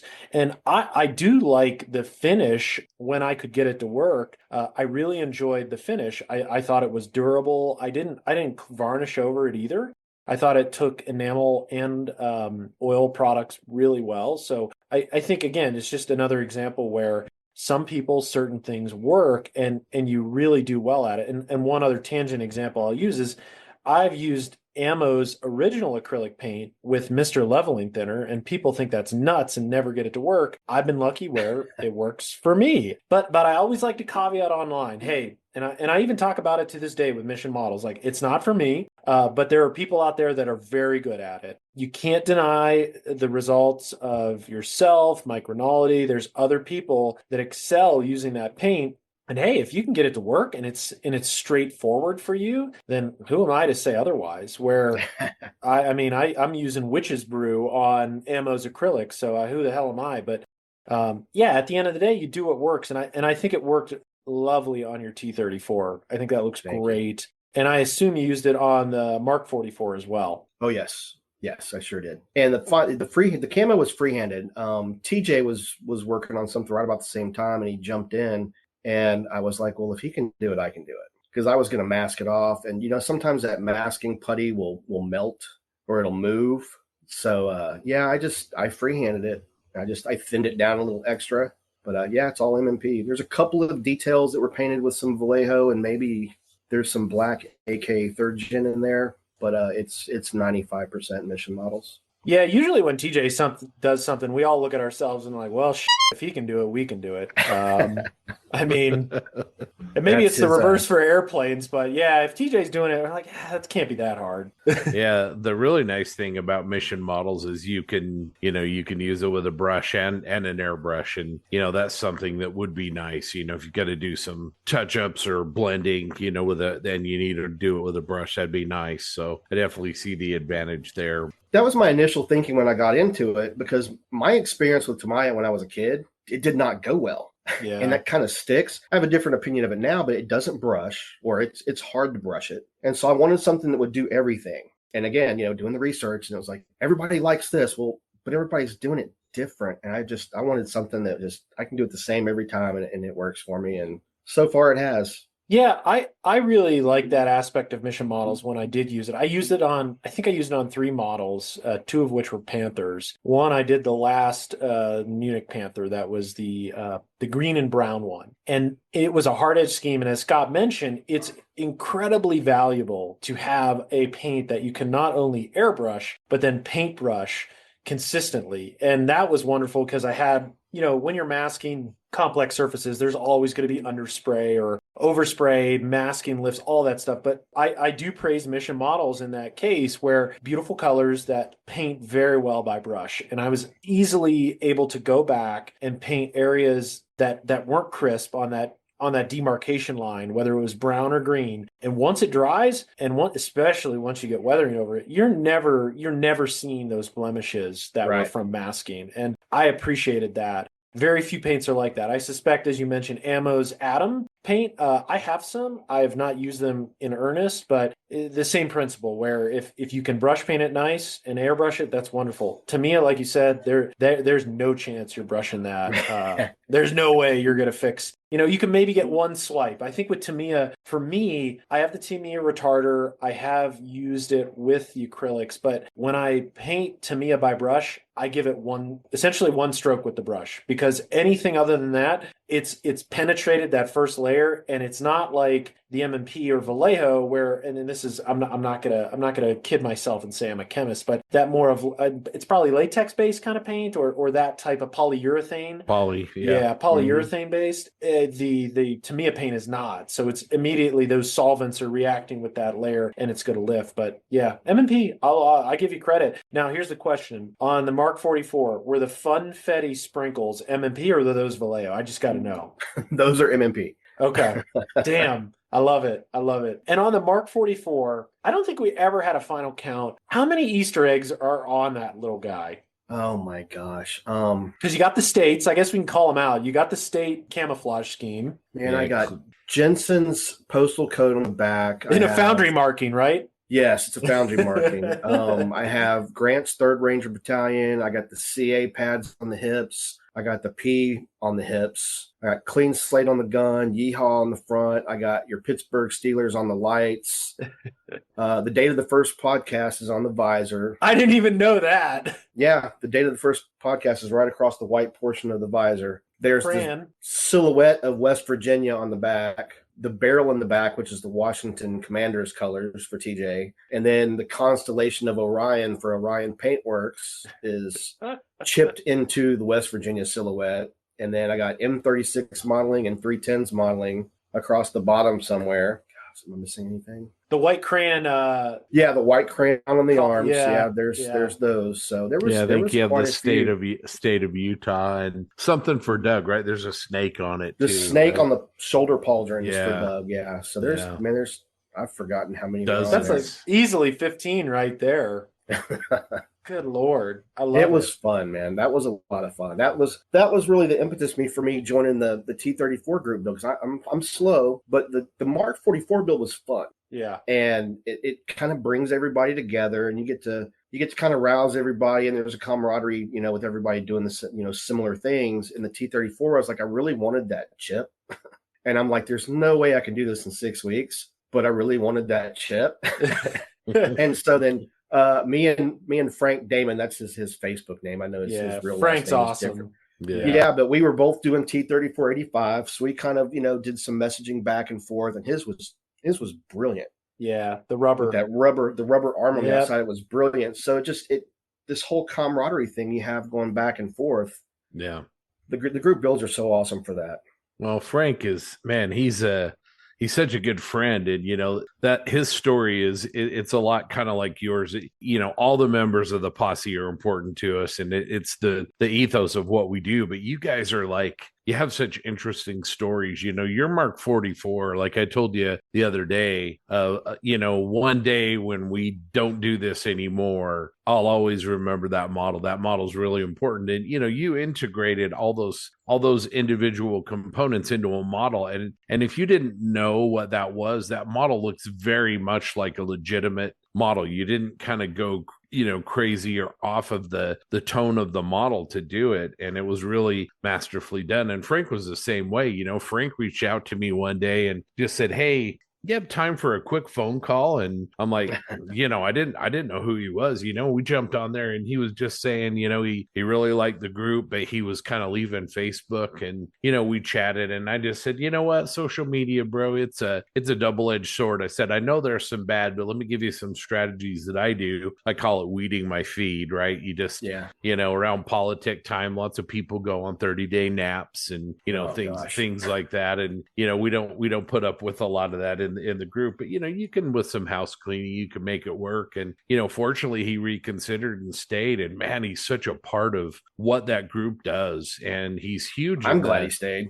Yeah, he's huge in the community too. But anyway, yeah, just loved it. And the T-34-85 just turned out fantastic. And it's awesome. When John and I started talking about the idea for the group build, I mean, it's kind of the spirit of what we talked about. We want to do something for that 100th episode. We want a group build. And where we came up with 6 weeks was we wanted, group builds that tend to kind of go on and on and on. People don't finish them. And we wanted people to finish them, but yet we wanted a subject that could be done in 6 weeks, even if it made you sweat a little bit. So just a little. It sounds like we struck a good balance for you. Yeah, and that's and like Scott mentioned, Cliff, that's really the impetus of all these group builds, whether it's 148th Tamiya, the Machining Krieger, but even looking back, we did the Tiger 1 that came out from Tamiya. Or to be honest, I think the first was the Ryefield Models T-34. And the point of all these group builds, like you said, camaraderie is number one, but the idea also is picking a kit or genre that is, dare I say, very straightforward. We're not looking to build some Dragon Panzer Mark IV with Toma shields and photo etch. Hey, those are cool. I love those builds, but those often get bogged down. Dare I say they're stressful. And at the end of the day, it's just really tough to, complete a group build. And what we want to see in group builds is like a minimum effort to accomplish something. And it's fun. And that's why you mentioned Frank. Frank is an awesome guy. Yeah, I think picking a scale for you guys on that one was really the genius thing about it, because then you can do any subject that you want to do. Yeah. And it worked out for me because this year Winter Blitz is featuring T-34s. That's like their feature tank. And so I was trying to do something for Winter Blitz as well. So when you guys' group build popped up, I'm like, well, if I build a T-34, it's 2 birds with 1 stone. So it really, really worked out. Yeah, that's man, we we both wish we could go to Winter Blitz, but man, that's going to be fun, and sounds like a great show. I don't know if you've been to the ones in the past, but we'd sure like to go. I've been to one, and I think Brandon and the guys are just going to squeak past this crazy weather we got coming in. That I'm pretty convinced you guys brought with you to New Braunfels, so it's about to get cold. If we did, sorry, man. We enjoyed the weather at Model Fiesta, leaving these winter climbs in Denver and Salt Lake, and get down there to San Antonio on January 3rd, and it's 70 degrees. I'm like, yeah, this is all right. This is all right. February. I might have to jump in on that. I know y'all, because I know y'all do some informal group builds. Y'all did the Bradley, the whole B thing and stuff like that. That Ming kit looks pretty cool. I'm mired down in the E25 right now, so. No, I love it. I love the E25. That thing's a little turtle. It's a cool vehicle, yeah. Well, I spent 3 weeks, not 3 weeks, like 3 days on photo etch tool clamps, and finally got one to work. And after I got that one to work, I was like, I should probably 3D print these. So I went on a deep dive with my 3D printer to keep from having to mess with brass. And the whole time, Rob Rivs on Facebook starting a new PE group. Should I do it? I'm like, yeah, you should do it, while I'm trying not to build photo etch. I love 3D printed stuff. You mentioned tool clasps, and we were talking earlier. I actually just bought a bunch off of Sprue Brothers. They were $15. They're T-Rex, and it's one of those items that I love 3D printing. Don't get me wrong. I have a 3D printer, but it's one of those items where I'll compromise and just buy them. And I bought 3D printed SDKF said 251 tracks as well, because yes, I can print them on my printer, but at the end of the day, I'd rather pay $30 for a set of tracks. Oh, there you go. Boom. And clamps for 15, because for me, it's like, I got to upload the file. I got to print it. I got to wash it. And for those items that I can readily get. I'm more apt to buy them. But as we were talking before we went live, the notion of buying something and scaling it, the SDKF said 250 wheels, a good example. That's a big reason for 3D printing. It's something that's not out there. I can easily adjust it, and at that, the cost ratio makes sense as well. But for like $15 for clamps, I'm just going to buy them. Yeah, I took the opposite approach because I don't use my 3D printer often. I did the photo etch, and then I got on because I have those T-Rex, but they're for the Tiger One. They're the flat bracket ones. And so I got online. I was looking around. I'm like, yeah, I just buy some clamps, or you have a 3D printer, so why don't? That's what it's for. So I'm actually probably going to end up buying some because you're absolutely right. Some of that stuff is just it's cool to have the 3D printer. When it works, it works. It's great, but sometimes it's the hassle. If I just buy them and clip them off and use them, that's worth it. If you have the file though, you can print a ton of them, which is great. So if you break a bunch or lose them, but I just think the 3D printed ones, especially when it comes to tool clamps, are just a little more 3-dimensional than the photo etch ones, and then you don't have the stress of trying to build those things, which they can be aggravating for sure. Got old eyes, man. Old eyes. Seriously. Yeah. What other stuff have you printed, Cliff? I really didn't even turn that thing on. I got it a couple of years ago, I think, and I did the test print and shut it off. And then when I built the VW van, I needed a VW logo. And I was even at Hobby Lobby looking at keychains and stuff to keep from having to use the 3D printer. But I ended up finding a logo to print, and I printed 2. One failed, one worked. And then I printed all the letters down the side for Volkswagen. And then I printed out the little Dutch Brothers coffee cups. And it worked fine for that. So that was really been the use of it. And that's kind of, like I said, I was messing with the photo etch, and it was getting a little infuriating. So I was like, let me just 3D print these and see if it'll work. And it's kind of put my E25 on pause while I go down the 3D printing rabbit hole. But I'm ready to about shut that off and get back to the bench. No, I understand that. It's focusing on the E25. Do you think you're going to are you using E25 tracks? I built one and I actually put Panther tracks on it and replaced the sprockets with Panther ones. I'm curious if you're using E25 specific or thinking otherwise. E25 tracks. Okay. And it's one of those things like when you're a kid, when you're little, and I was doing this stuff, Shep Payne's How to Build Dioramas, he mentioned frill model tracks in there. And so when I got back into the hobby, I started buying white metal tracks, mostly our model. Yeah. I didn't own any frill model tracks. And I think Frill's the only company that makes E25 tracks. Yeah. So that took me back to, being a kid thing where I'm like, I own frill model tracks. Like Shep Payne owned frill model tracks. So yeah, I'm going to go with the white metal tracks for the E25 build. It's just kind of for that reason. Nice. That's the man. I mean, a lot of people will buy a model and then go buy frewels for the model, and I'm the opposite way. In fact, the last set I got, John knows me. He saw a set at a show for, I don't know, super cheap. And he goes, I got you some tracks, and they were for a BT7. I'm like, sweet. So I get tracks, and then I get the model to go with the track because I like using them so much. I love the way they weather. I love how you can put them on your model, take them off, they're just really durable, and I love the way they hang. Got weight. Yeah. Yeah, Scott actually cornered the market. That's why Frill went out of business. He kept buying everything that went to the States, and they decided to cut their distributorship, and you got to go direct because of people like Scott. Everything when I first got back into it, I was ordering kits. I wanted our model tracks. So I got a whole collection of them over there, but the frills were always a little more pricey. But the E25, nobody else makes them, and I was like, I own frewels. I'm going to build frewels. I'm rich. I own frewels. Yeah, because that just takes me back to me and my best friend when we were kids building together. That book was a Bible. Yeah. So No, and I agree with you with our model. And I will say I have a bunch of our model too. Frewels are more accurate. In terms of white metal, they are the most accurate. Our model, dare I say, the most affordable white metal. And some of the R models, though, I love that they come with brass pins. Like a Panther set with brass pins for under $40, that's crazy. And yes, I mean, you can't go wrong there. And the brass pins, especially for spare track links, those add so much to a build. Even that it's a minutia detail, but just having the ability to slide one in and having it just that easy really makes a difference when building.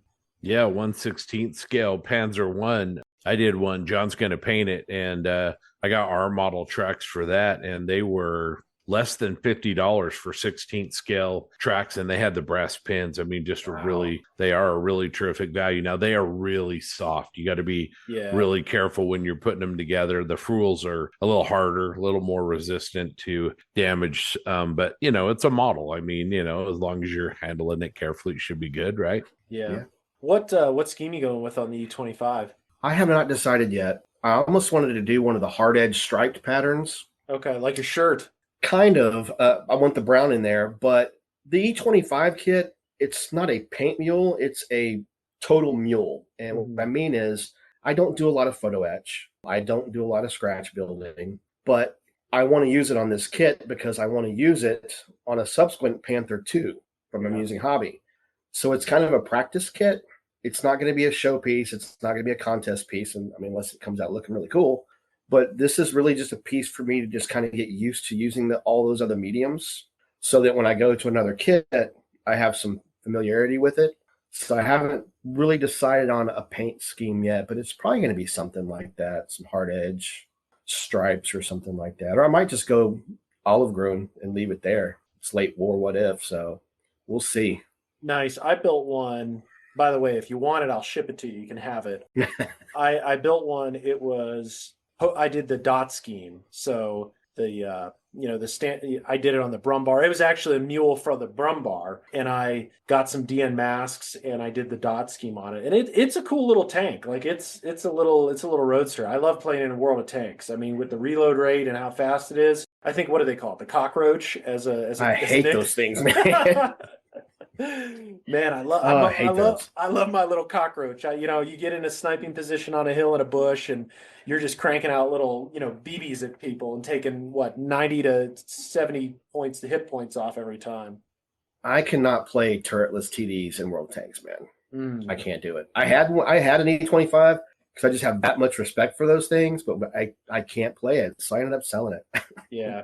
And you did the same thing. You used it as a mule for another kit. So it's like the redheaded stepchild of model kits, I guess. Yeah, and you don't see them built that often. No. So it's a unique vehicle, but I love the E25. I think it's a Hetzer on steroids. But I also, for some reason, the E10 is such a cool vehicle too. It's so tiny. It's tiny. It is tiny, but man, it's cool. It really is. And that just all those what if things. I think I said this the first time I was on with you guys. It's the whole...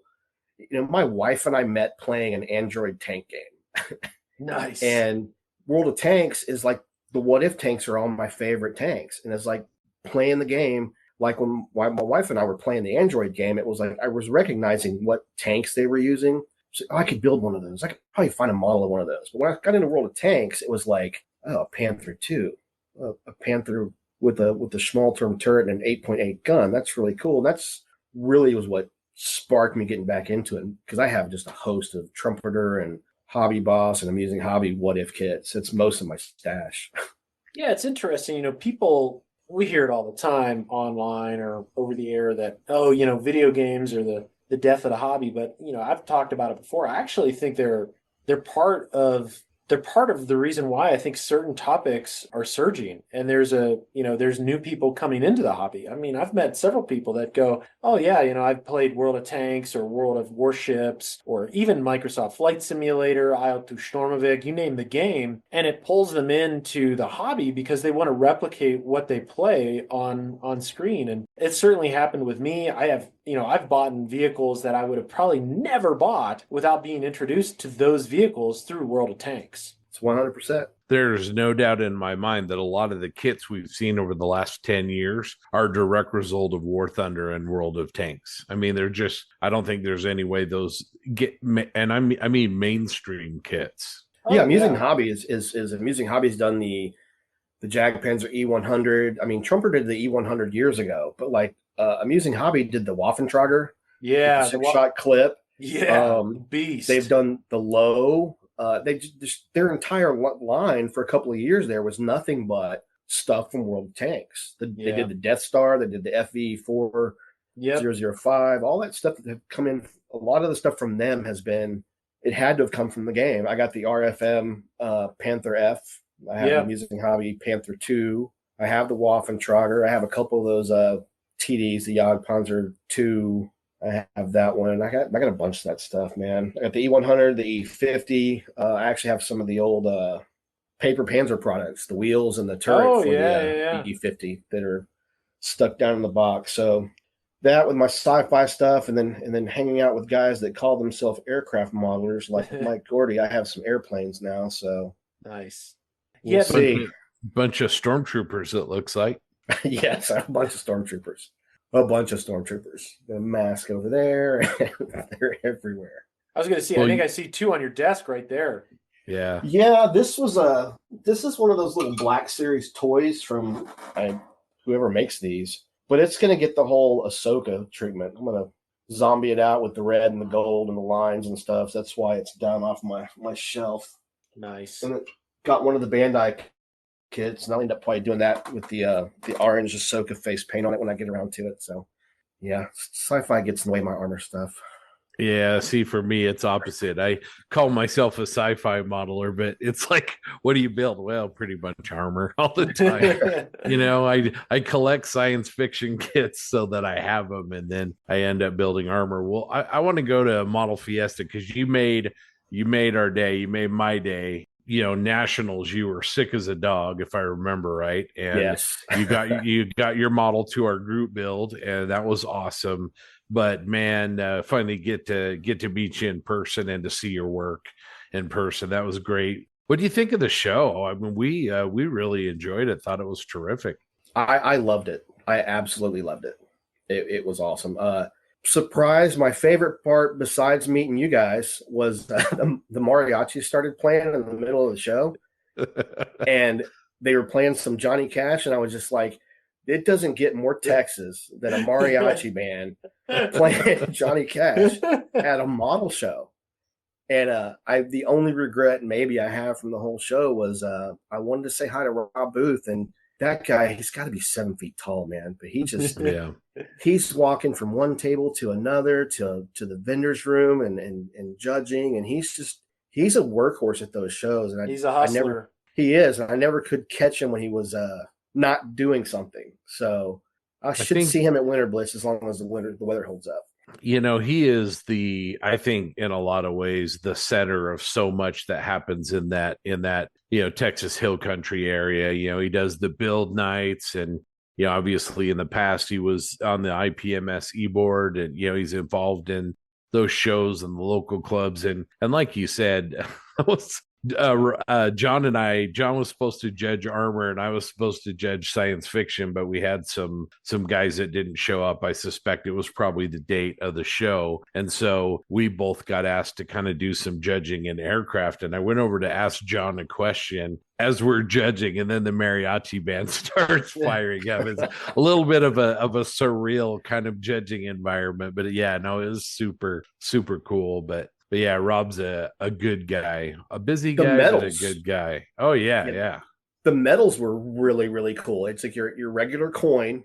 I posted mine on the Facebook page and some of others, so you can go see them. But it's got the little mariachi hat across the top, and then a little ribbon across the bottom of the round coin. And I picked mine up from Mike Gordy yesterday, and I was like, oh man, this medal is like way cool. And Scott, I think you and I talked about this a little bit. My T-34 didn't place. Not that it was a surprise. When I built the kit, the award that I wanted to win was my poker chip, and I got that. But that kind of came up with the show on a couple little kits on their judging and stuff. And I feel like this needs to be addressed as much as first, second, third has been maligned, and we've gone to GSB. There's going to be a period of time where it takes guys to kind of get things worked out. Yeah. Model Mania last year in Houston, the Mark 44 took a gold, and it seemed like they awarded a lot of vehicles, like a lot. When you walk past the tables, there was a lot of coins down on the table. Model Fiesta, I didn't see the tables, towards the end where everything was down, but I can understand them not wanting to throw those things out like they're beads at Mardi Gras either, because they're nice. I think what you just said was apropos. I think this was the first year for them. They wanted to take a step. They wanted to try something new. I think they put so much work into the contest and the judges training and the sheets. And I just commend them so much for being willing to take that step. I think, once they get a couple of shows under their belt, I think it'll be a lot more effective. But I think your perspective is right on. I think for a first time, they did really well. I have nothing but, compliments for them. It was fantastic. And like I said, there's going to be some growing pains. And, honestly, going into the show, I took my Mark 44 and my T34.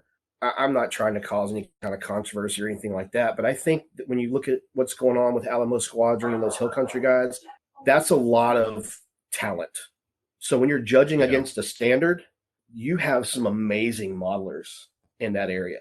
Yeah. I've set my T34 down on the table and I look to my left and there was Stan Spooner and I'm like, oh man. And it just, judging it, it's growing pains, judging it against the standard. And if Adam Wilder and Mike Rinaldi and those guys were all judging a show, imagine what their standard would be. It'd be pretty freaking high. So I think the show was fantastic. I just said something because there was a hint of stuff on Facebook right after the show, and I don't want anyone in any way to think that there was anything wrong with the judging, there was any kind of controversy, anything. It's a growing pains thing. Houston gave out a lot of medals, and I would expect them, this year to maybe scale it back a little bit. And those guys, it was their first time, so I think there's going to be some growing pains. But Rob and all those guys put on a fantastic event. It was a lot of fun. It's going to be on my schedule. Yeah, it's really interesting. You brought up the individuals of a club that are of high caliber have that same approach to judging. And I'll be honest, I've experienced this before at the local level in Pennsylvania. I was part of a club that there's national winners in it. I mean, these guys are writing the book on how to build airplanes. And we have had criticism. I say we because I was a member of that club. We had criticism in the past around not only high judging standards, but then this is where it's difficult, members entering and having non-members judge it and our members still winning a lot. So I guess there's two things there we can unpack. But the first goes to your point where if you have a club of really high caliber individuals, there is that notion that they bring that level of, building models to judging models. And I always try to remind myself when I'm judging at that level, it's like, hey, these people, this might be their only show this year. They're taking a risk. They're putting it on the table. I'm not a stickler. I'm not a when we're judging. I'm looking to reward the modeler. And I'm a big firm believer in hey, if they're close to a bronze, especially, they get the bronze. Gold, I think that's really clear to see, and gold should be something that's really coveted. That is the best in the class. And those should be stingy, and I'm okay with that. But as you go down in the criteria to reach a certain level, I get more laxed. And at the end of the day, call me a heretic. You don't have to invite me to judge again. But my goal is to make that individual come back because it's a hobby. It's worth more. I'll take never winning an award again to award newcomers every show. That's what's important to me because, especially at Model Fiesta, I think we treated people right, at least when I was judging in the aircraft category. We weren't generous, but we weren't holding back. And I thought, when we would judge a category and, an individual would enter 3 models and there's 3 there and there's 1 close to bronze. It's like, okay, he's close to bronze. It's justifiable. And that's the key thing. It's justifiable. It's not fixing it to give out awards. It's like, no, this is a justified bronze. Let's give him a bronze. There's no harm in that. Nobody's going to jail. No one's going to jail. And you know what? the person will come back next year happy. And in my mind, at least maybe I'm thinking too idealistic, but as an individual, when you're awarded a little bit, you get that taste and it eats at you. And I'll use me as an example. I took highly commended at SMC, and for me, it further motivates me to up my game to achieve the next level. It's very important for me to go, okay, I took highly commended. I was awarded what the model deserved. And next year I want to build something that's deserving a higher a higher reward, I guess you could say, or higher recognition. Like that's what drives me. So I applaud Model Fiesta. I think they did a great job. I love the forums. Again, for individuals that say you can't give feedback during any type of show, you just haven't done it and you just choose to ignore it and not open yourself up to that option of giving feedback to people and, dare I say, being accountable as a judge. And I thought Model Fiesta did a really good job there. They did an excellent job. I think you're spot on when you're looking, like you were saying, with bronze. If it's close, give it to them, because most of your local shows, they're not going to have a master class or an intermediate or a beginner. It's everyone's competing together. Yeah. Gold is a standard, and you can tell what that standard is. If you're falling somewhere below that, you don't really know what. I mean, the name is folded under, so you don't really see it unless you walk around and flip over sheets, because I did to some of those because I wanted to see whose it was. I do it all the time. I want to see who builds it. Yeah. But yeah, you're absolutely right. I mean, we're not differentiating in skill level. So with the medals, it's, if they're close, give it to them, and it fuels fire. It really does. What I think they really accomplished was, there's lots of different systems, and the system that I run at my show in Salt Lake City is an open system, and this wasn't that. But what I loved about what Dana and these guys did is they took steps to really address two of my biggest issues with a 1, 2, 3 system, which are judge training, so that Cliff's Mark 44 isn't being judged by somebody who has never even seen a machining Krieger kit before. And then the other thing was, not competing model against model, but actually allowing the work to stand on its own 2 feet. The work is the work. And that's what I really, really liked about what they did. I think, their system, I think, is really close to like an AMP system, because we had a rubric that we worked from. And like you said, they gave feedback to every single model on the table, which I think was great. And, did it with a very, John, I don't know how many judges there were, but there weren't a lot of judges. And we got through over 500 models, fairly short order, just 3 or 4 hours. Yeah. Yeah, it was very fast. Yeah, we talked about it on the one, I think we were talking to Brandon, where a minimal amount of judges, but we really executed well. And I think it just goes to show the system that they put together, and we flew through it. And it was fun. And next time if we're at a show, Cliff, we should judge together, because I enjoy judging. I really do. It's no better way to get up close and personal with a model. And so maybe I'll caveat that. I like judging at shows that I'm aligned with the organizers on principle and approach. And that is easily Model Fiesta. I won't judge at a show that I don't agree with either a system or the principle or how they treat, entrants. But shows like Model Fiesta, shows like Commie Fest, shows like AMPS, or I haven't been to Scott's show, but when I get there, I will judge, where I know that the organizers are looking to share the wealth, recognize people's achievements. Those are the shows I want to judge at. And that's really where I enjoy judging, because and there's also a part of me that's like, if I can help this person get better, then hell yeah, I'm going to do it. And one way to do it was feedback, and having that simple form at Model Fiesta, that's one easy step in the right direction. Yeah, I got to say thanks for taking the time out with me and Mike to look at our kits and kind of do a little private judging thing with us and give us some pointers and some tips. And that was super cool. So thank you for that. Oh, hell yeah, man. I'll always do that. I love doing it. If Scott built models, I'd do it with him, but he doesn't. No, I'm just kidding. I'm just kidding. Scott's he's a sci-fi modeler who builds tractors. I know, he's a master modeler now in tractors, for crying out loud. He's gone civil on us.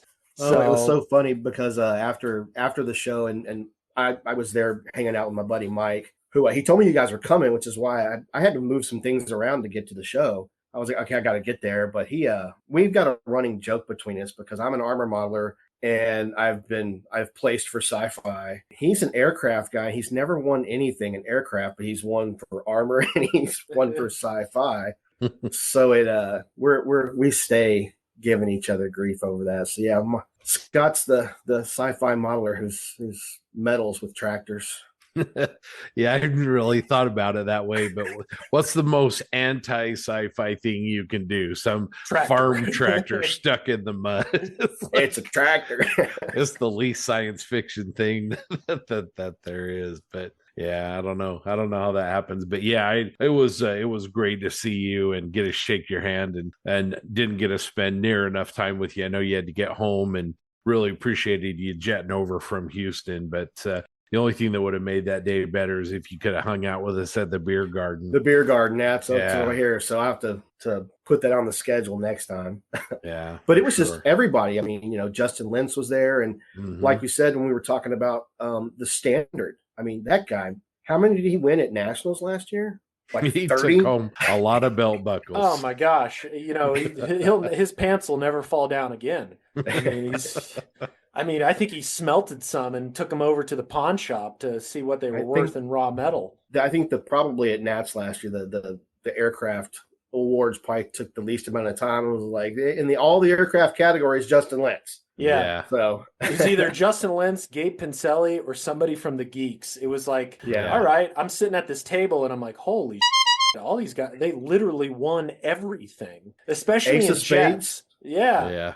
Like, Ace of Spades was at Model Fiesta. I didn't get to see him, but Jake McKee and his Cylon Raider. And oh so God, good. so good. So And good. and This is where his 48 scale entry, that little gas station with it's yes, so funny. That poor guy, he starts with, "Hey, I'll do a Tamiya fuel truck," and the next thing you do, you see where the rabbit hole that he falls hard into that rabbit hole. It's awesome. yeah. I talked to Jake for a little bit. He actually told me he'd help me out with Fusion 360 if I decided to go down that rabbit hole. So I appreciate that. But there's one thing. Listening to the podcast, when I got into it, I went back to number one and came all the way forward. And I don't disagree with pretty much anything that like TJ says when he talks about modeling. It's like, if I can do it, you can do it. And really, it just comes down to experience. And that's anything from knowing how much to thin your paint or how paint's going to come off a brush or whatever. But the one thing I disagree with him on is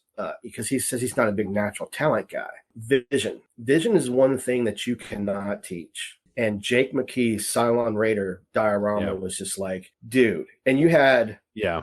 what do they call? I can't remember what those things are called. Little Fisher Price viewfinder that you put the disc in. Yeah, so good. His build Yeah. log was on one of those, and then he weathered the stand for it and the viewfinder itself to match the diorama. So yeah, we can, TJ, if you can do it, we can do it, but you can't teach vision, man. And that translates to other things. It translates to sports. Yeah. That just some guys have it and some guys don't. I think a lot of times that can make a difference.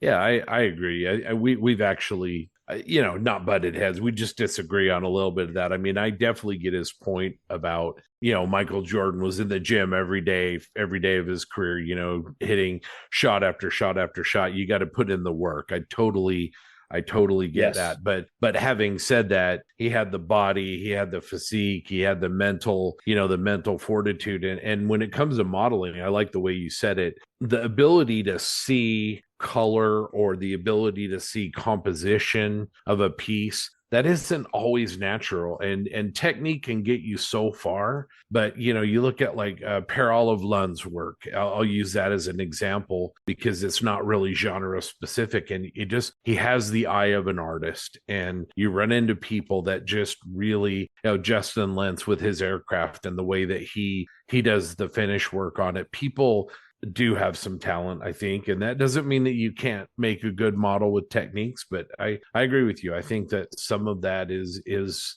I don't know, God-given or natural or whatever you want to say. Yeah, I think I might make an ass out of myself here, but wasn't it Roger Herkmans who did the diorama at the train station with the guy stuck out in the middle? And his squad is split on both sides, and they're screaming and yelling. You can be the best figure painter in the world. You can be the best airbrush guy and the best groundwork guy and all those other different things. But the vision to see that and then put it together, that you can't teach that. And that will separate some diorama builders or some modelers, and you'll never, ever convince me of anything different. He makes a great point. Every time he talks about that, I think of my Houston Texans. J.J. Watt and Jadeveon Clowney played on the D line together. And everybody talked about what a natural talent Jadeveon Clowney was, but he didn't like to work. J.J. Watt worked, and I think his stats bear out that he was a better player.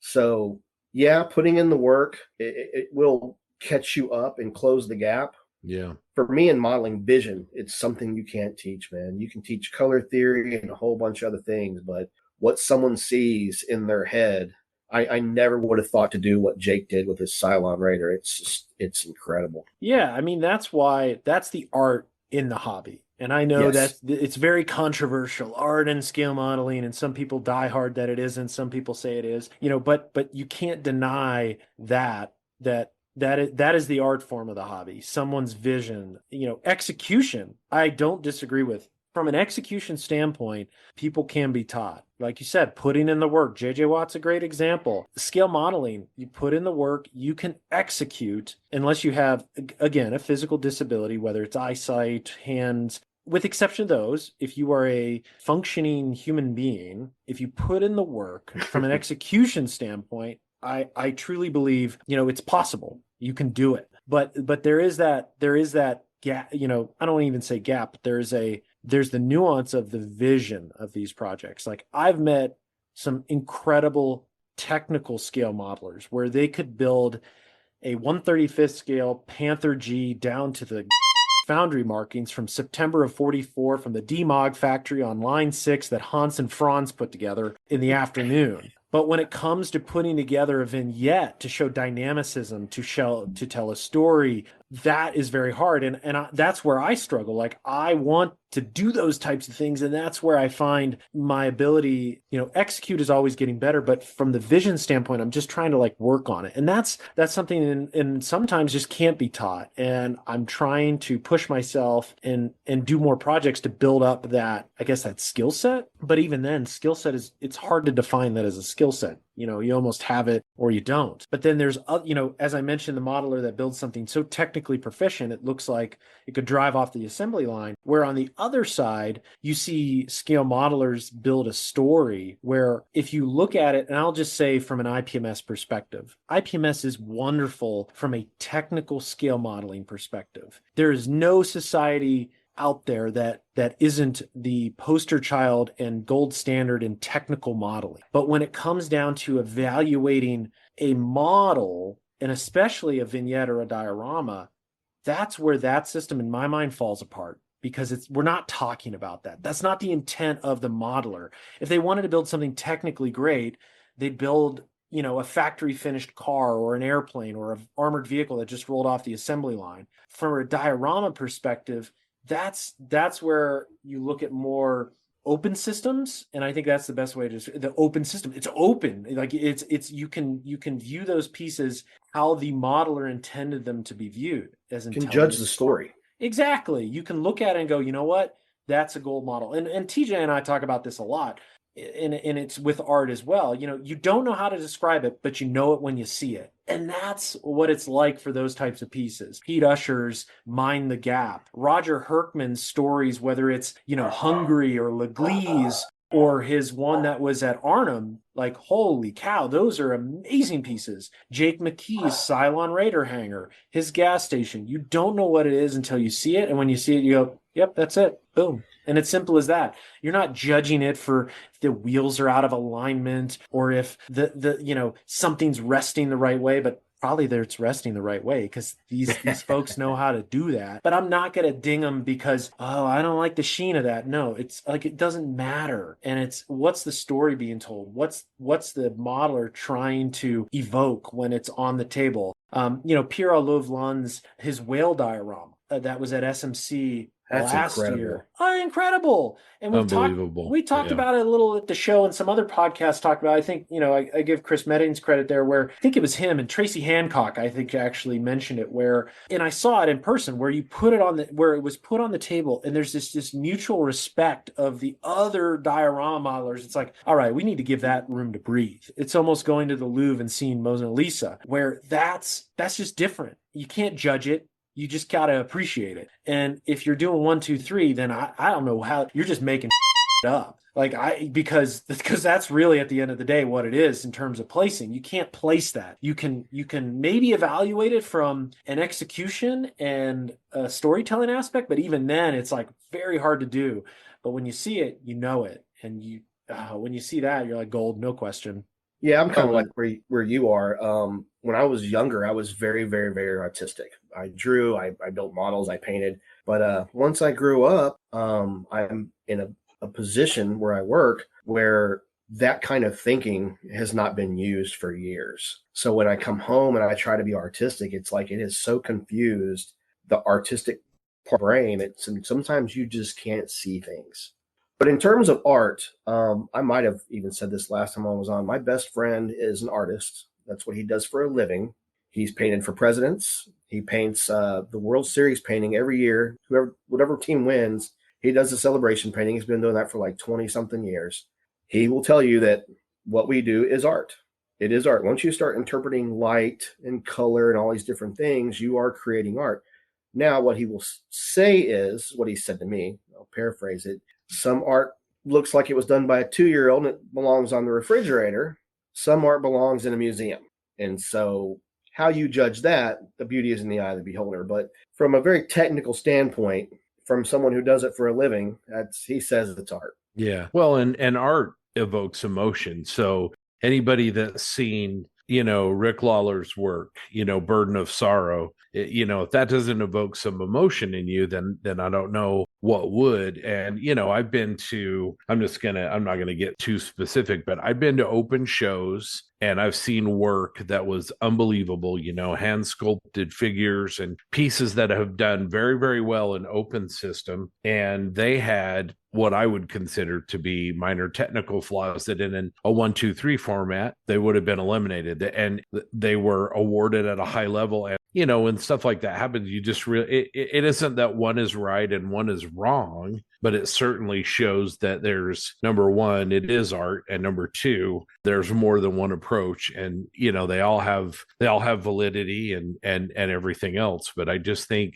John was saying, and as you've been kind of talking about, that what I've always felt about on this argument is when you're putting together a kit, and it's not to diminish it, because a lot of people really love the technical part of modeling, but I think a lot of people, it's a means to an end. Yes, they want an F-14 that looks like an F-14 and is very accurate and whatever, but ultimately what makes that F-14 Cliff Herring's and not somebody else's is what the final appearance looks like. Did you put it on a base? Did you give it context? Did you tell a story? What was the finish like? Because at the end of the day, there's only going to be one that Cliff Herring did. It's not, John and I and you, we could all do the same model kit and they're not going to be the same. They're all going to be different. And again, that speaks back to the art.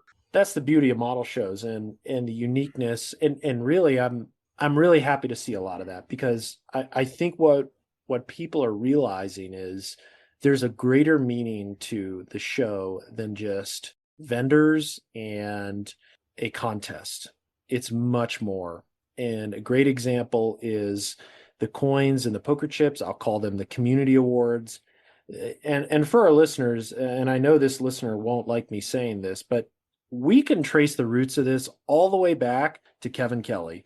I'm doxing him right now for what he has done for this community, but what he has done has been, quite frankly, amazing. Probably about 5 years ago, he started, and I won't name the name of the coin he has created because they're still being given out in secret, but he started this. And I was at the first show he did it, and he shared some coins with me, and he brought them to other shows. And Kevin did it for the love of the hobby. What has sparked from that is you have individuals like, I have a Combat Wombat poker chip. I have no idea where that thing came from. I don't know who gave it to me, but it's one of the coolest things I got. It's sitting in my display case up front and center. I got other little community awards when I was at the show. There was we talked about it, Brandon and the Winter Blitz crew gave out dog tags. There was the Texas Hill Country folks, and there was a few others. And that is what I see as pure beauty in this, where this is where I think show organizers and modeling societies in general can actually take note.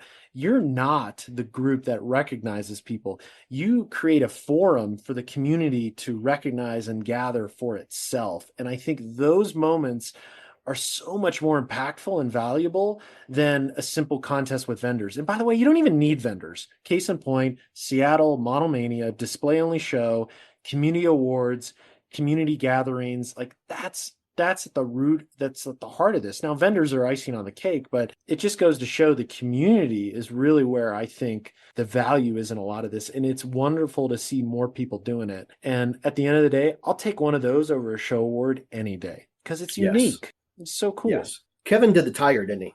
Kevin In the did the group one. tiger. He did. Man, that's so like Sergeant rocked my brain when I saw that because I read those as a kid. I was like, this is like so Sergeant Rock, man. This is like that right there. That's vision. You Yeah. cannot teach that. That's Yep. vision. To come up with something like that.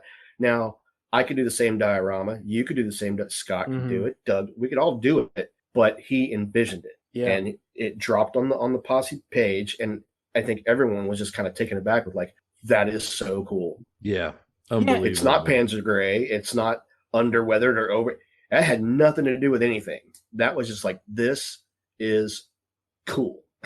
You know, Shep Payne is a great example, you guys. I go to MMSI every year, and the last 2 years I've been able to see, actually the last 3 years, been able to see his work in person. I saw the diorama with the half tracks where the German soldiers are jumping out. I saw 11 of his shadow boxes. I saw Lady Be Good. I've seen all that. And I got to tell you that from a technical perspective, not all of that work has held up and wouldn't hold up today. But what does hold up and what absolutely comes through in 2024, just at 25, as good as it ever did, is the storytelling and the execution and the presentation of concept that Shep did. I mean, I sat there at the half track one when I saw it the first time, and I just sat there for probably a half an hour and absorbed it and took it in, because despite the technical issues, it's an impactful piece, and you can see the lineage of so much of what you see at shows now that trace back to that piece and other pieces like it. He covers that in his book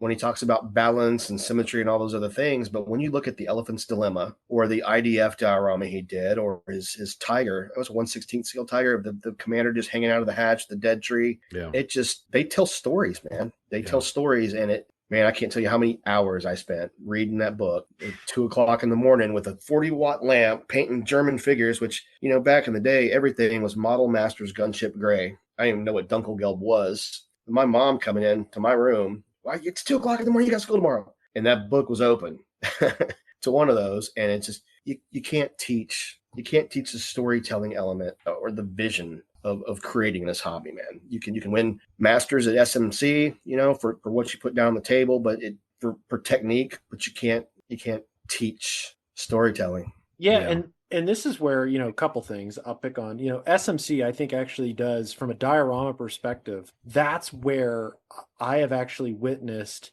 a show that really does well rewarding the story aspect of the diorama over just technical proficiency, where, you know, you don't have to be an extraordinary painter, like world-class epic level Zaba art, or, you know, Magnus, or any other type of gold winning, you know, master level figure painter at SMC. You don't need to be that level to win a gold in diorama at SMC, because they value that aspect of the storytelling, of the scene, of what the modeler, you know, the hobbyist is looking to portray.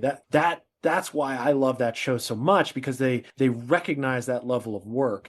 And, you know, going back to your comments around, you know, Scott had mentioned Shep Payne, and they're from a technical perspective, they don't hold up, but from a modeler today that I can say is probably an equivalent that grabs you from a storytelling perspective is Boylai Hobby. You know, you look at his videos online. They're average models, and I'm not trying to be a jerk, but they are. You know, you watch them, and he is very straightforward in his modeling, and he'd probably be the first to admit, like, I'm not a great modeler, but what he's doing is telling awesome stories or really awesome scenes, whether it's as simple as a Millennium Falcon on some sort of terrain from, you know, the woodland and very green lush planet, to something more complex where he's got stormtroopers fighting Africa Corps and Warhammer folks, and they got, you know, LED lights going across and looking like blasters. Like, if you bring that to a certain 4-letter acronym show and you put it on the table and they look at it and go, well, you can see the wires for the LED lights. It's like, you've lost the point here. Like you're done. You're done. And that's the sad part, is when you think about a show and how it may be flawed, I think that's one of the best examples, is calling out the wire to the light. Well, how else is he going to light it? If you turn it on, you don't see it because it blinds you. You can't see that wire. It looks like a laser beam. Like that's what he's doing. But we're going to ding him for technical proficiency because he doesn't know how to disappear lights or wiring. So yeah, it's just crazy. Yeah, and I'm gonna defend both of the 4-letter. Oh, geez. And say, I think we kind of mentioned it before. There's nothing wrong with building a model to a technical standard, if that's your thing, and going to IPMS or AMPS and entering a model that's really highly technical and highly detailed. It's another approach and everything else. But I think that looking at it in terms of right and wrong is where we sort of get with some of these organizations, where it's sort of like, if a model's not technical, we just disregard it. And I think that's really the issue. I certainly don't want to diminish somebody that really, my friend, I'm going to call out John Vickus here in Salt Lake. He loves wingtip lights. Every time we go to an air museum with JB over there in Denver, I'm always taking pictures of him and sending them to him because that's kind of his thing. But I think there is room, and I think the hobby as a whole is kind of moving in the direction of, maybe moving away from that to something that is more artistic and more individual and more expressive. John makes a great point with Boyle. I mean, he did an ATST that Luke Skywalker had cut in half with a lightsaber. And when you look at it, there's parts of it which, and I'm not trying to be disrespectful, look a little cartoony, or if that's even the right word, but it's freaking Luke Skywalker cut an ATST in half with a lightsaber and the metal's glowing orange. It's incredible. But like you just said, I'm not an airplane guy, but I always check out the aircraft at the show, and a lot of those guys put them on a mirrored base, and it's because they are so technically proficient. They want you to see the underside of the aircraft, but that's why it's there, so that you can appreciate everything that they put into that, and those are just as incredible. So storytelling versus the proficiency and all that stuff. I mean, there's a place for all of it. Oh yeah, I mean, and listeners, don't get me wrong. I mean, I love, my undergrad's in engineering. I'm an engineer at heart. I've worked for an airplane company. I love technically proficient models as well. There is something to be said about a beautiful 48 scale, B-17 with its, big, bomb bay open, the cowling off, guys all around it, or even maybe not even crew around it, but like you said, on a mirrored base or in a way that you can really appreciate it. Or gosh, think of a TBM Avenger, a greenhouse that's perfectly masked, and the torpedo bay open. Like, those models to me also sing, and I'll spend just as much time looking at those as a diorama because I appreciate what that hobbyist is doing as well. It's like that person wants to create something so technically perfect. It could honestly be like, Honey, I Shrunk the Kids, turn it around and blow it back up to 1-to-1 scale. Like, that's where I can appreciate that as well. Mark Schachter's models that are of the Spanish school and are so technically perfect, you literally can't find anything wrong with them. And I appreciate those just as much as a story being told by Pierre Louvain or Pete Usher, any one of those diorama masters. No different there. And I can see both sides of the coin. And that's the beauty of, dare I say, the open system, because you have that flexibility to award the modeler based on what they're looking to, what they've set out to achieve, as opposed to, we're only looking at seams today. Sorry, you took a risk on everything else, but that doesn't matter. That's for me, that's where you're seeing the forest from the trees, is giving every modeler the ability to bring their approach to the hobby and enter it at a show. Bud's doing it with his 1/16 scale kits right now. Yeah. It's like the best of both worlds, because it's like, like I said, what TJ will talk about, if I can do it, you can do it. And it's his execution and his weathering. It's so subtle, but it's you have to be able to see that when you're putting it down. And man, what he's doing is so freaking awesome. It's not even funny. Yeah, Makes you want to quit. integrating texture instead of just color in his Yes. weathering, and treating each individual component like Adam Wilder. You can look at a lot of his models, and every bolt and every weld seam tells you a story. With Spud, it's every toolbox and every section and every panel tells you a story. There might be a boot print, or there might be a baseball glove, or the weathering, integrating clumps of mud and grass instead of just color. I mean, I agree, he's just really doing so much with the hobby right now. Makes me want to quit.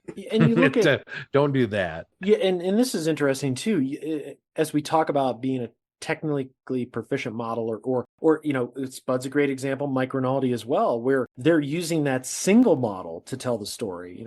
Tank art, things aside, the tank art books are best. I mean, I do stand by this. They are okay. I'll say one of the best, and then when I say one of the best, there's like one other option, and it's Adam Wilder's books. But the tank art books are something that no one else has been able to deliver, because it's one individual telling his approach to the hobby, and he's getting so deep with it, and saying the hows and the whys. And those books, I just looked, I think the one was published in 2012. They still hold up today. They're 10 years old, and you could give them to anybody and they'll hold up for 30 years. I heard a story once that I heard it secondhand, but Mig Jimenez got a copy of Tank Art 1, and it basically blew his mind, and said that we really need to rethink publishing based on it. Now, whether that's a true story or not, I don't know, but it sounds accurate, because those books they're such a divergent of what we're used to in the hobby, that they do carry that type of gravitas. And I have 4 volumes, and I continually pull them out, because just as we were just talking with Spud, and attacking those areas in the model to tell a story, Rinaldi does that at 35th scale with oils that are unrivaled. And I truly believe his work from the mid, aughts in the 2000s to mid 2015, 10 timeframe, like that 10-year span, we'll just pull out 05 to 2015. Those are some of the best armor models ever made in the entire planet, and haven't been, that specifically that style of realism, they are unrivaled today. That era of his modeling, I think they are his best work. And those books, if you're a listener and don't have them, find them. And he's updating them with newer techniques. A lot of his stuff was done with Tamiya. Of course, now he's a big MMP guy. But yeah, you're absolutely right. The stuff that he's putting down, and his channel where you can open up that book. Mm-hmm. And this is the funny thing. When I was a kid reading Shep Payne's book, I was learning how to do a wash. So I painted my tank, like I said, Model Masters Battleship Gray. So that's what color it was supposed to be. And I put a wash on it. It was enamel paint. I used an enamel wash. I was 11. I didn't know till the paint started peeling up. So the fact that you can jump online, and you can jump on Martin's YouTube channel, Rick Lawler's YouTube channel, Rinaldi, any of these guys, Adam Wilder. I know when you guys did the 100th episode, I submitted the question of what's your process. I watched Adam Wilder's entire KV1 series and tried to make notes. I've gone through, JB, you did, I think it was a Panzer IV, and you were posting on Facebook, and I was screen capping a lot of that stuff. To have like what Rinaldi does with his tank arts as a supplement to his books, to actually show you what he's doing on the page. We live in the golden age of modeling, man. Oh yeah. No 100%. doubt. No I mean, doubt. and that's where I give Rinaldi a lot of credit. If you Google RSP, I'm sure you'll find other stories, but I'll speak specifically towards his finished product, that his Brumbar book, having the QR codes, linking those to YouTube videos, that's a type of product that's unanswered out there. And I as a customer, that's pretty damn cool. You don't see other people doing that. But what you do see, though, is people like Night Shift, where instead of a physical form, it's Patreon. It's his own e-mag. And we've talked about this before, but it's to a point where I'm not going to subscribe to a magazine, because I got Martin that I can, I love his work so much. His content is so good. It is delivering on what magazines, it's unfortunate, just can't do in a lot of cases. Now, I do see values in mags. I love some mags a lot, But man, when it comes to a decision to give this gentleman, I'll just say Martin, I think I pay, what are they, like 10, $12 a month for his Yeah, yeah, $10. Yep. $10 a month for a Patreon subscription to have direct access, mind you, to an individual, which I don't think a lot of people take advantage of on Patreon. I'm guilty of that, where I just support them and I watch the videos, but there's that option to reach out to him and get direct feedback from the master himself. And that's where, as a hobbyist, like, we're in the golden age, and I'm extremely grateful for it. It's great. Yeah, yeah, John. I think that's what makes Night Shift special. And Martin he's very humble and doesn't like to take credit for it, but is the work stellar? Absolutely. I mean, he models at a very high level, but that's not the magic. The magic with what Martin does is he presents to you, warts and all, mistakes and all, things that he found out the hard way, things that he found out the easy way. He presents to you how you execute a vision. He'll tell you in his videos that he's not modeling prototypically, that he's not modeling from photos, but yet he has such a vision, and his pieces have, I'm just going to call authenticity, artistic authenticity, because everything looks like it should. In my opinion, that's the secret sauce.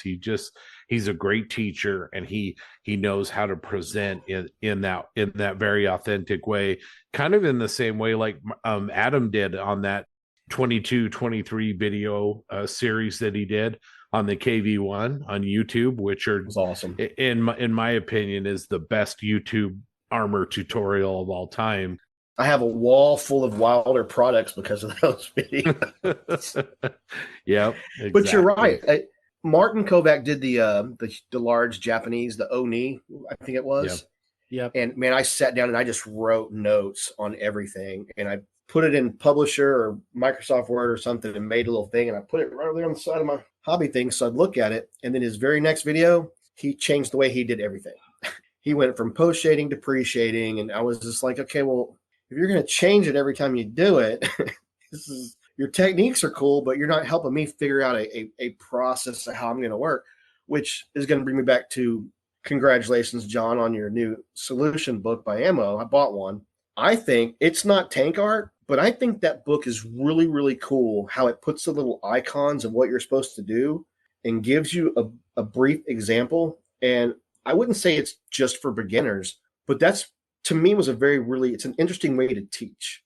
And so I flipped through it real quick, but I'm like, this is really cool, man, to use a flat brush or a round brush or whatever you're going to do here, or speckling here, and to kind of update it with just icons. Because we pick up an MMSI or a magazine, and there's some photos in there, and it's like I go back to putting enamel wash on an enamel tank. I'm reading that in a book. It doesn't register in my brain. I'm 11 years old. I don't know what the difference is in the chemicals until my paint peels off and I'm freaking out and I'm patting it with a paper towel. But something like this, or like what you said with like Martin, when they're going step by step and you can see it and you can pair it with something like that, I think that's really cool. So congratulations on the book. It was nice work, but it's completely interesting format that he's come up with for teaching. I think it's really cool.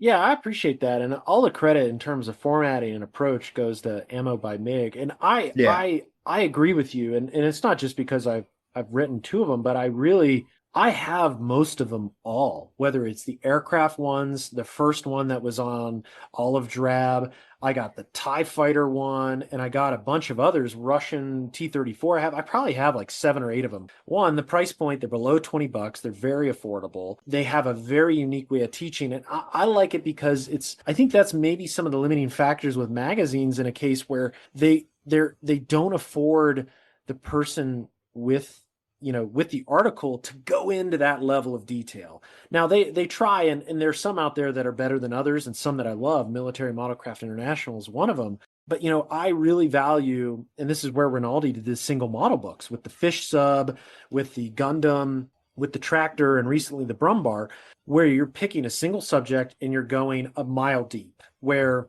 magazines and some modeling books are a mile wide, and they only go like a couple meters deep, where now, oh geez, I just mixed imperial and metric, so I'm sure people will get upset about that. But the notion of going a mile deep in some of these books, I really enjoy, and especially like the Luftwaffe one they have is good. The TIE Fighter one is friggin' awesome. I really like that one because I don't build sci-fi models, and as a reference, that's super cheap, super quick to pick up, and like you said, the iconography in it, where at the beginning it gives you the legend and it walks you through like what these products are, and then you're seeing them in these hyper focused steps where it's like, okay, I'm using this type of brush, here's the before, the before, the during, and the after. With exception of videos, it's probably the best approach to teach in that regard in print form. It is. It's really cool. And I just like them. And you can find that similar approach is Adam Wilder's book too, especially his latest one. I if anything, I forget what's the title of the new one. I have it behind me. Layers? Yeah, layering techniques. It's called layering techniques. I almost want to call up AK and be like, hey, you need to rename that title because it's not, yes, I guess it is about layers, but if you're not a modeler, dare I say, at a level that understands Adam Wilder or thinking about how do I just get better at modeling, you see layering techniques and you're like, does this book just talk about layering techniques? And it's not well defined. I actually think they missed the boat on marketing there because it's so much more than that. He goes into depth of 4 or 5 models in there from soup to nuts, literally from it being naked in raw plastic and photo etch to the finished product. And yes, layering is used to get there, but it's almost like layering techniques. People don't know what that means. And I think it does the book a disservice in that regard, where in fact it's a finish. It's honestly an A to Z finishing guide. And I don't know what you want to call it, step-by-step finishing, but the layering techniques is dare I say, undersells its true value. I might have to check that one out. It's so good. Oh, it's fantastic. You won't be sorry. It's one of the best books AK has done. And Adam spent years on it. I mean, literally years. Yeah. He poured his heart and soul into it, and it's worth every penny. Well, I want to, Cliff, take this into a little bit different direction. This has been awesome. I love these conversations. We're just kind of talking about whatever, but how's your work been evolving, and how do you want it to evolve moving forward? Kind of curious about that. That's a really good question. A few years ago, a buddy of mine came over to my house, and I was working on a flyer for his bar, and he's standing there an hour later, and he's like, dude, come on, we got to go. And he pointed out the fact that I spent an hour trying to get the right color of yellow for, I think it was a Days End sign. I want to get faster, but I don't want to sacrifice the quality of my work. So right now, it kind of goes back to like what we were saying with TJ. Right now, I'm trying to learn techniques. That's why I'm doing the E25. I want to try some different things on it because everything I've ever built, when I try something, I try it on the kit. And so there is a whole lot of procrastination of not touching it because I don't want to mess it up. So, I just want to kind of keep evolving. I think, John and I talked about my T34, and because of the time crunch, I couldn't really do a whole bunch of OPR and busting out the oils and everything else. So what did I do? I was forced to break out my AK pencils, and I used those. And I think I actually got a really good result just by being forced to use the darn things. So yeah. I just want to, I'm like everybody else, man. I want to get a little bit better. I want to learn some new things, but it's kind of what Martin was talking about a few weeks back is if you take too long away from using those techniques, you got to almost relearn them. So now and that was always my thing with a process. If I had a process to build by or kind of like steps to go through, you can always change it. If you don't want to pre-shade a model, you can always post-shade it. You can change a few things up to get the same results, and you can make those decisions on a build by build basis. Yeah. So, and I'm not a big planner, so but yeah, you can make those decisions on a kit by kit basis. But I just kind of want to stop taking so long to build something by exercising, the techniques and stuff that I'm using, so I don't become rusty and I forget them. That's kind of what I'm working on right now. Yeah, I totally get that. A good example, trying to get faster and trying to keep those techniques sharp Scott graciously picked me up the 250 for Christmas, the new 1/16 scale one, and I'm trying to build it as fast as possible. And I'm trying to cut corners and I'm trying to tell my brain, like, dude, it doesn't matter. No one's ever going to see it. Like the torsion bars. I'm not cleaning up the seam lines on those torsion bar arms. You will never see them. I'm going to have this attached to a base. Also, there's interior components for the interior, specifically on the transmission. There's some hydraulic hoses or, liquid hoses, whatever they are. There's hoses. There's a giant cap that goes over them. So in the notion of just, I should build the kit, I'm going to put them on, but I'm not going to clean up the mold lines and kill myself because literally a cap goes over it and you'll never see them. So I'm training myself to get better in that regard. And the DOSWork Panther was another good example where I didn't clean up the seam lines on the interior road wheels because you don't see them. And there were other little things I did during the build that just kind of got it to a point where I could get to paint because that's where I have the most fun. Now, other builds, I'll be much more serious. But if it's not one that I'm dedicated to, like, I'll just rip through it. A good example, and I've talked about this on the last pod, the new Falke from the, oh gosh, I don't even know the company. It's a new one. It's 35th It's not scale. Wave? No, it's not Wave. Let me look at the box here. Give me 1 second. It's Plamax. So Palamax. It's their well, there's a reason why we don't know about it because it's their first Mac kit. Look at that. How about that? But yeah, it's actually really well done. And there's a pilot cockpit, obviously, because it flies. And I'm like, well, I could spend 6 weeks, 4 to 6 weeks detailing, painting, and getting this thing buttoned up. Or I could just put the hatch on and call it a day and have this thing ready for primer within, a week. What do you know? I chose the latter because what I'm most interested in is painting that worn whitewash finish. That's where I want to go. That's what I want to do. That's hard to do too, isn't it? When you know something's not being done right Yeah. and you got to leave it. It's that goes back to the Mark 44. Skipper was on the inside of that thing. And I spent probably 5 months on the interior of that thing, and it's just buttoned up. And it's just Yeah, exactly. It's so sad. There's a kit in there that you don't get to appreciate because it's all closed up. And now, but I think, did you leave the functionality where you can swing the front open, the whole Yes, front? it'll open. Okay, cool. Yeah, Well, that's it'll at least nice. You never know, man. One day it might show up at Scott's house and he can crack it open and look at it. I don't know. Oh, that'd be awesome. My ATST is the same way. I spent so much time. I watched Return of the Jedi 20 times, and that was enjoyable too because it's Star Wars. But I was freeze framing the parts inside the cockpit so I could take pictures of the cockpit and have faithfully reproduced it as best I can. One of my first builds, but the inside of that thing probably took me like 6 months, man. Yeah. And then I put the lid on it, and you're just like, oh, dude. Yeah, I can see that really helping your evolution along. Is there something that's like way outside of your comfort zone that you want to do, like Everything. moving more into scenery or figures, or I don't know what it might be? Everything. Figures I want to do, and it's funny because I got a whole, you guys talked about MMP. I got a whole rack now of AK 3rd Gen for figure painting, and I haven't built a figure yet. And I was just thinking about it the other day. I was like, you've been back into this since like 2017. I bought figures from Brandon at his booth, and I haven't built one yet. So that's a hole I'm gonna have to go down here pretty soon. But it's about kind of getting back to 1/35th scale armor, man. It just, Yeah, I took a right turn doing different things, and I haven't had a chance to do it. So like I said, E25 is kind of getting me righted back on that path.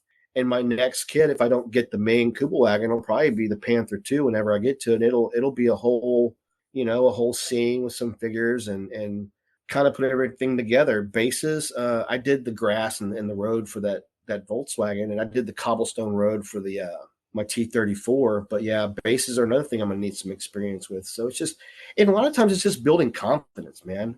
yeah. I was talking with Stan outside of Model Fiesta, and I don't know how we started. We started talking about golf, but it was about doing a build and being kind of frustrated with how long it takes. He was like, man, building fast is overrated.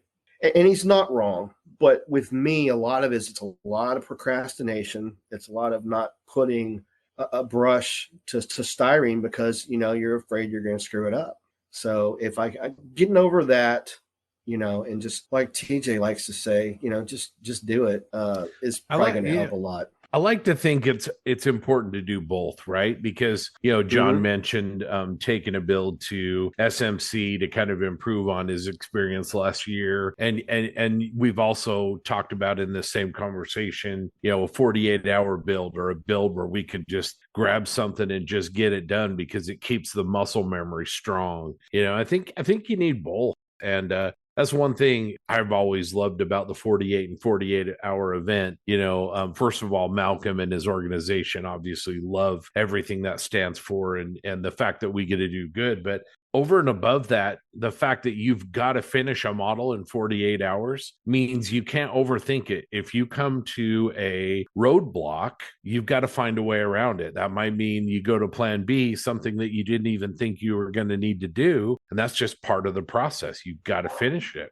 100%. That was the T-3485 in the group build type thing, where it got so close.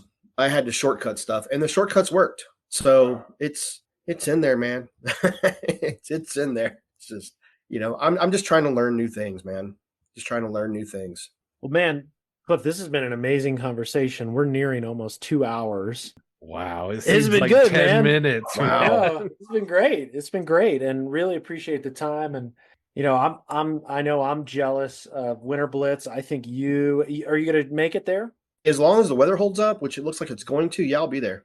Nice. I'm jealous, and I think everybody at the previous Model Fiesta will be there too, and it'll almost be a reunion. And I'm certainly jealous, and we got to get you to come out to Colorado or even Utah. Utah in June, man. Scott, give him the pitch. You got to come.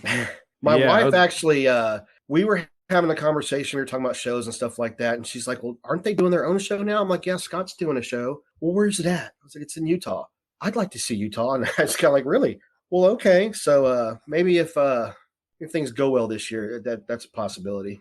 Yeah, let me know June 21st and 22nd. June is great in Salt Lake. It's really beautiful. It'll have a little bit of everything.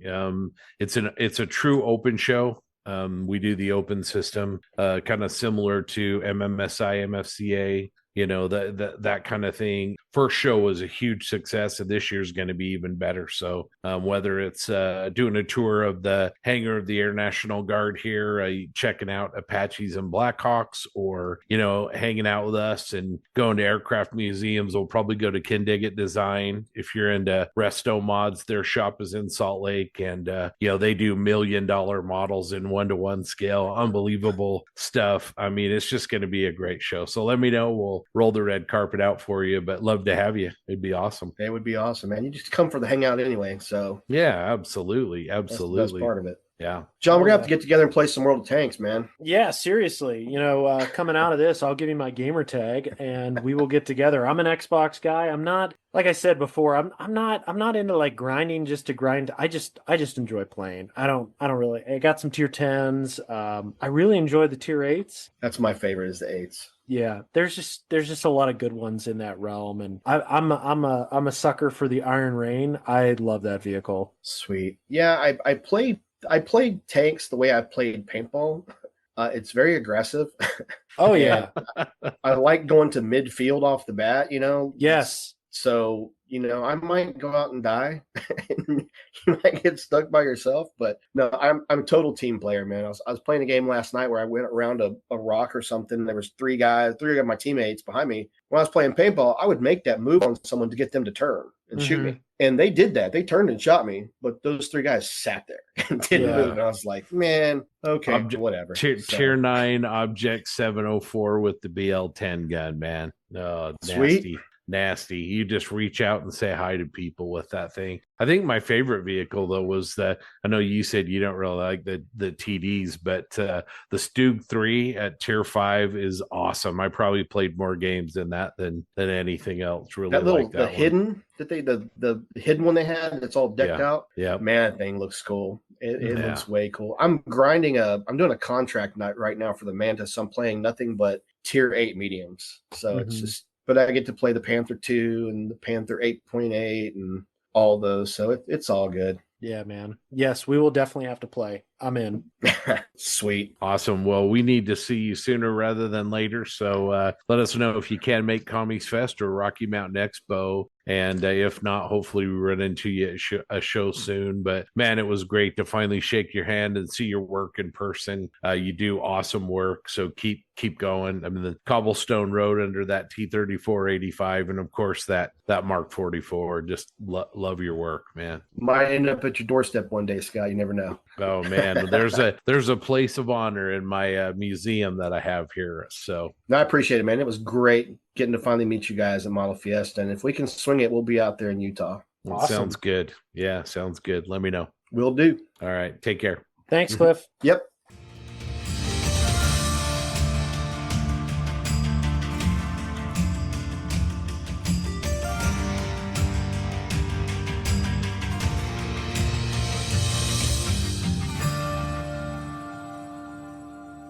Well, thanks for tuning into that, listeners. Cliff is an awesome guy. We had some technical difficulties grabbing the recording. That's why it's about 2 months late. But overall, awesome discussion with him. Really enjoy Cliff's work and his contributions to the Plastic Posse group on Facebook. And it's just been awesome to get to know him and sweet to see him in person. So with that, I'm going to kick it over to Scott. We're going to go around the room and pick out what we liked on the Plastic Posse page for some of our listeners that are posting pictures and sharing their journey in scale modeling. So over to you, Scott. Thanks, JB. Yeah, I'll get us started. I'm going to talk about a classic kit. I probably built this kit a dozen times as a younger modeler, but Marco Lips is doing an awesome job on a monogram P39 Airacobra. This is not a modern kit in any sense of the word. It's got raised panel lines, fairly simplistic, but he's doing a really good job with just kind of what's in the box and just really executing it from a modeling perspective, a really high level. I really like it. It checks that sort of nostalgia box for me, and I just think it's a really sharp build. So Marco, great job on that Airacobra. And I'm going to kick it over now to our one and only ambassador of good etiquette and proper language, Mr. Jensen Taylor. Thank you, kind sir. Well, this was kind of an obvious choice for me, and I had to pick it before anyone else did. I have to pick Dan Brooker's What If Object 252 IS6. I can see the shaking of the heads already in the Zoom call. Yeah, I couldn't not pick it. It has literally all the bells and whistles a kit could possibly have: metal tracks, like scratch built copper sheet, like add-ons for fenders and stuff, read-on welds, cast texture.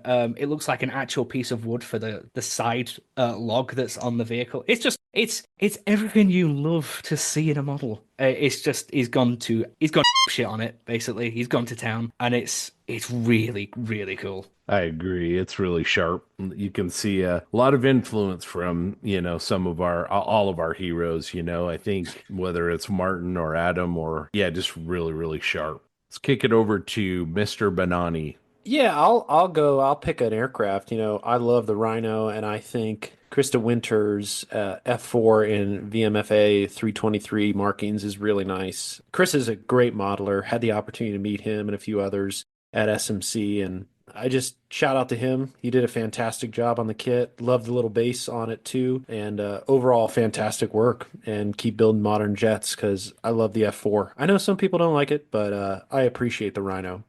I'm going to step up and take Mark Kane's German 39H10 5 trumpeter kit.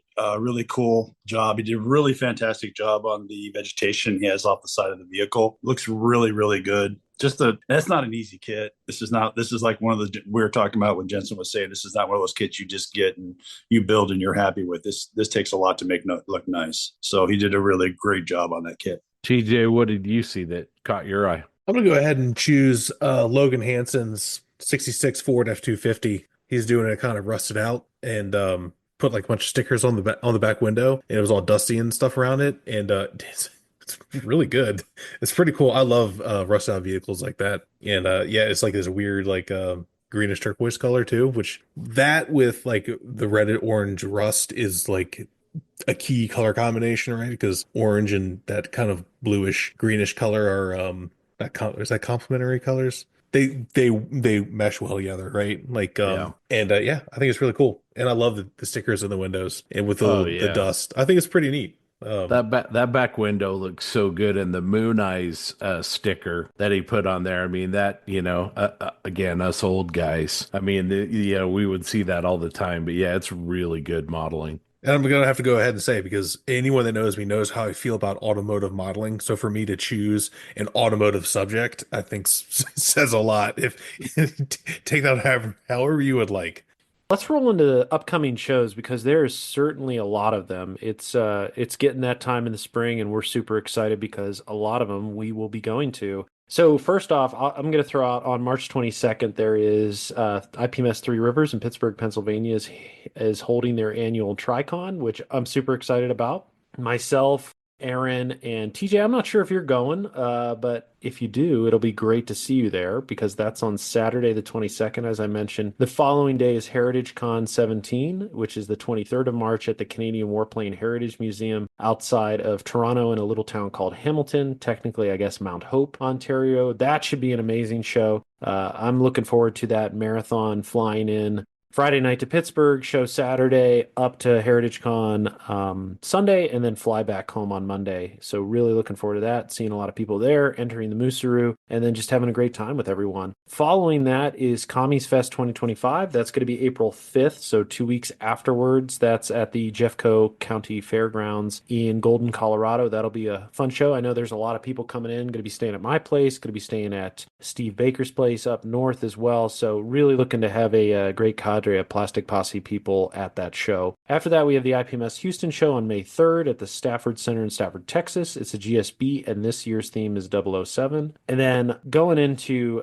later in May, I guess should say mid-May, is the AMPS Nationals in Camp Hill, PA, the 15th through the 17th. And I'm beyond excited because our little group of friends, all of us are going to be there. 4 out of the 5 people speaking right now on this episode will be there. It's going to be an amazing time. We got Scott to come. It's going to be absolutely fantastic. And then rolling into June, we have the Rocky Mountain Expo. That is June 20th and 21st, just outside of Salt Lake City. Scott, I don't know if you want to say any more words to that show, but it's certainly lining up to be something quite amazing. Yeah, we're just kind of finalizing everything here in the next few weeks. We'll start to get a little bit louder, but the lineup of seminars and presenters and everything is going to be something that you won't want to miss. We're an alternate format show, open system. It's a lot of fun. Our initial event last year was great. So if you're in that area, kind of in that region, and you can come, or even if you want to fly in, please do. If you need anything, any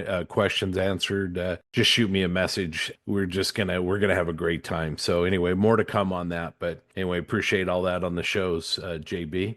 TJ, if it's okay, I wanted to read a piece of feedback. We haven't been reading a lot of feedback lately, but I got kind of a cool little email, and I'm just going to read it. So Eric Johnstone wrote in, and he said, "Hey guys, I finally got a chance to catch up on some episodes and got around to listening to episode 108. It was fantastic. You put together such a great group of highly skilled and influential modelers to critique the group build entries. This was our group build wrap up with all the guys. You know, it was a lot of fun to do that. But anyway, he said, I was surprised and humbled to hear you mention my Nashorn have been among so many excellent builds, and it really was an honor to hear some praise thrown its way. I live on Haida Gwaii. I hope I said that right. It's a very remote set of islands on the northern BC coast, which borders Alaska. So I'm a long way from club meets and shows. The group build was a lot of fun, and to see people's work come together from all over the world and forge that sense of community in the hobby. So thanks for that. Doubly so from those of us who aren't able to meet up and enjoy the camaraderie in person. Eric, thanks for writing in. That's really cool.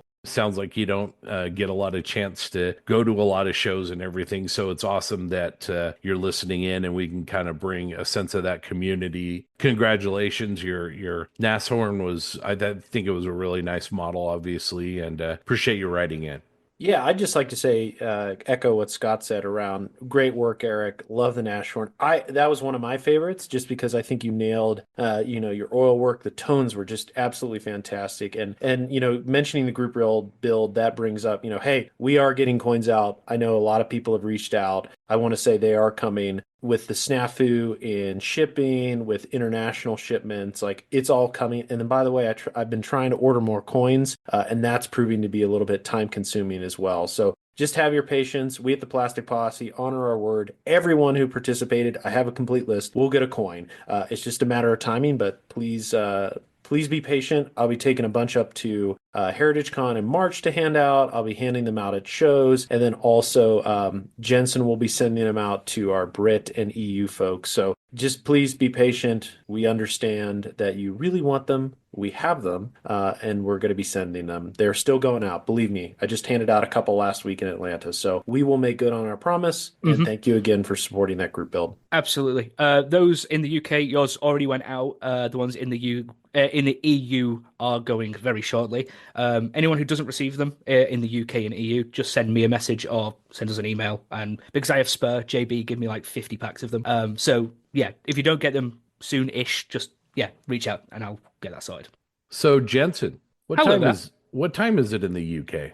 Well, on this dazzling spring-esque day, I can positively confirm that it is indeed time for merch. If you would like to look absolutely dazzling attending your next model show, lounging around the house, or even standing in line waiting for your Costco pizza, why not take a ponder at our absolutely voluptuous plastic potty merchandise? You can strut your funky stuff with our hoodies, t-shirts, or even some of those notorious lounge trousers.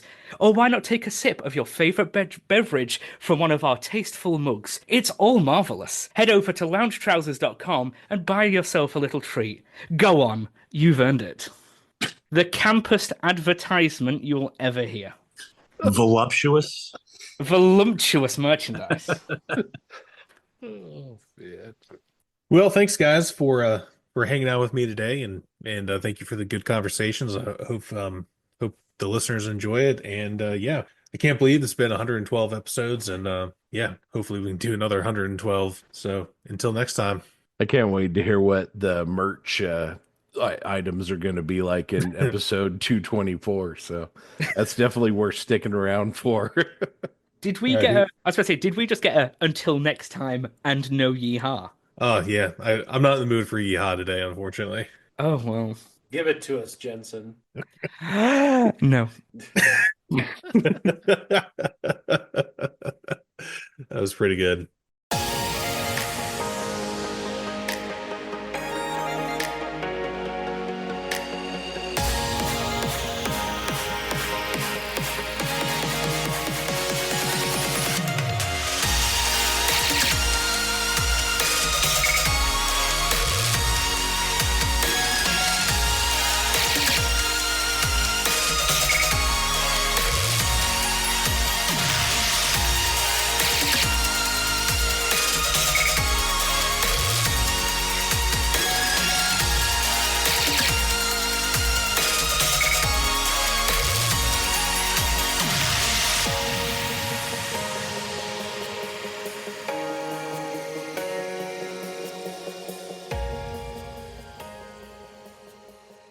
Well, thank you so much again for listening along. This is not possible without our Patreon supporters. We greatly appreciate everything you do for us, and I can't thank you enough because what you do is support the show and the community. So one ways that you can help us support the Plastic Posse is becoming a Plastic Posse Outrider. If you want to become an Outrider, it's easy. You can do it even wearing lounge trousers, as Jensen talked about, or voluptuous merch. So with that, just go to our Patreon page, patreon.com/Plastic Posse Podcast, and set up a recurring donation there. These contributions, as I mentioned, help offset costs of bringing you the show, and then also community events such as the group build. There are 3 different tiers of support, starting at just $1 a month. There are some great benefits to being an Outrider, like early access to podcasts, premium access, and then also a chance to appear on our show. And we have some exclusive PPP content there as well, along with social events at shows. And we're going to look at doing some more this year as well for our dedicated Patreon supporters. Let us recognize our amazing deputy marshals. These contributors help the posse do what we do. We sincerely thank them for their support, and they are, in no particular order, Robert Lane, Robbie Knopfs, Wesley Becker, Eric DeLeash, David Wassel, Matt Tutman, Lynn Fellon, Patrick Neff, Zach Pease, Brett Marcan, Greg Williams, Nick Wolf, Brian Clark, Sean Earl, Black Hat Scale Models, Craig Jarbo, Adam Jackson, Red Beach One Studios, James Morando, Mike Norris, Stephen Rodwell, Rick Cooper, Eric Kavina, John Hale, Eric Kane, Logan Hansen, Paul Burdett, Tim Gidcombe, Dan Newman, Robert Blocker, Tyler Moore, Derek Post, Craig Flynn, Kenneth Childress, Drew Gardner, Scott Hall, Frank Perone, The Voice of Bob, Jeremy Diamond, Terry Wilkinson, Chris Lovewell, Andrew Callis, Ethan Idemill, Steve Baker, Joe Porche, Patrick Brown, Jay Kidd, Brandon Gentry, Lee Fogel, Robert Klein, Mark Ewing, Toadman, Model Duck, Doug Reed, Greg James, Les Procala, John Everett, Uncle Buck, Mark Bradley, Eric Brubaker, Jeremy Moore, DBCL Model Studio, Jeremy Elliott, Mike Talley, Previous Seat, Mediocre Middle-Aged Modeler, Dan Novel, and JC Osborne. And in case anyone was wondering, I do this every episode. It's never pre-recorded. In your face.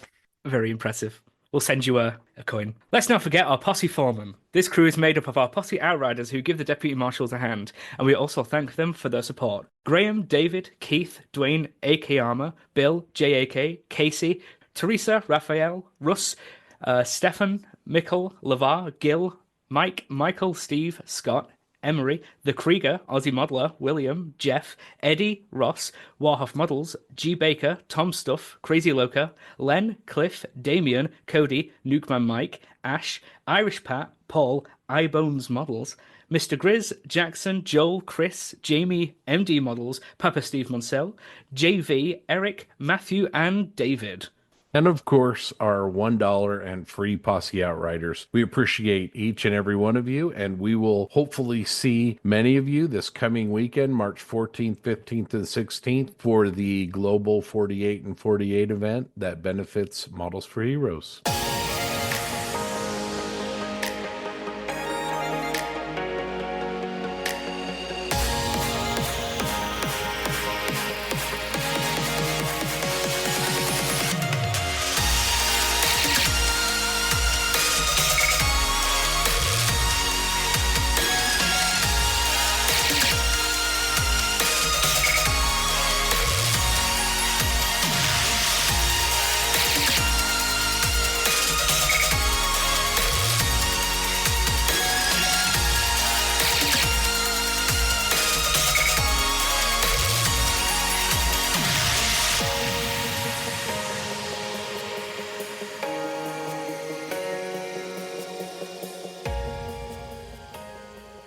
I got a question. I mean, how are y'all glazing with like Tamiya? I don't. Like, if you wanted a transparent layer of paint, So are you just over thinning it, or are you mixing it with like flat base or gloss base or something like that? So let's talk about this. I guess, what are you looking to achieve? Because I'll talk about two things. If I'm, for instance, I paint a 3-tone camo scheme. The latest Panther is a great example. I paint a 3-tone camo scheme. I see the stark green and brown on top of the dark yellow. If I want to mute those colors down, I will thin the base coat or like a deck tan 90% and filter that on. And that reduces the color intensity and really desaturates them because you're using that deck tan. Now, that's purely in that type of filter form. Conversely, I used to do it in, it's more of Adam Wilder style, where the colors are much more vibrant and have rich hues. I will use a Tamiya Clear as a filter, and I'll thin that down to 95, 90%. And then, for instance, Dunkelgelb, if I want, I call it the Wilder effect. If I want a rich hue on a Dunkelgelb, I'll use Tamiya yellow, clear yellow.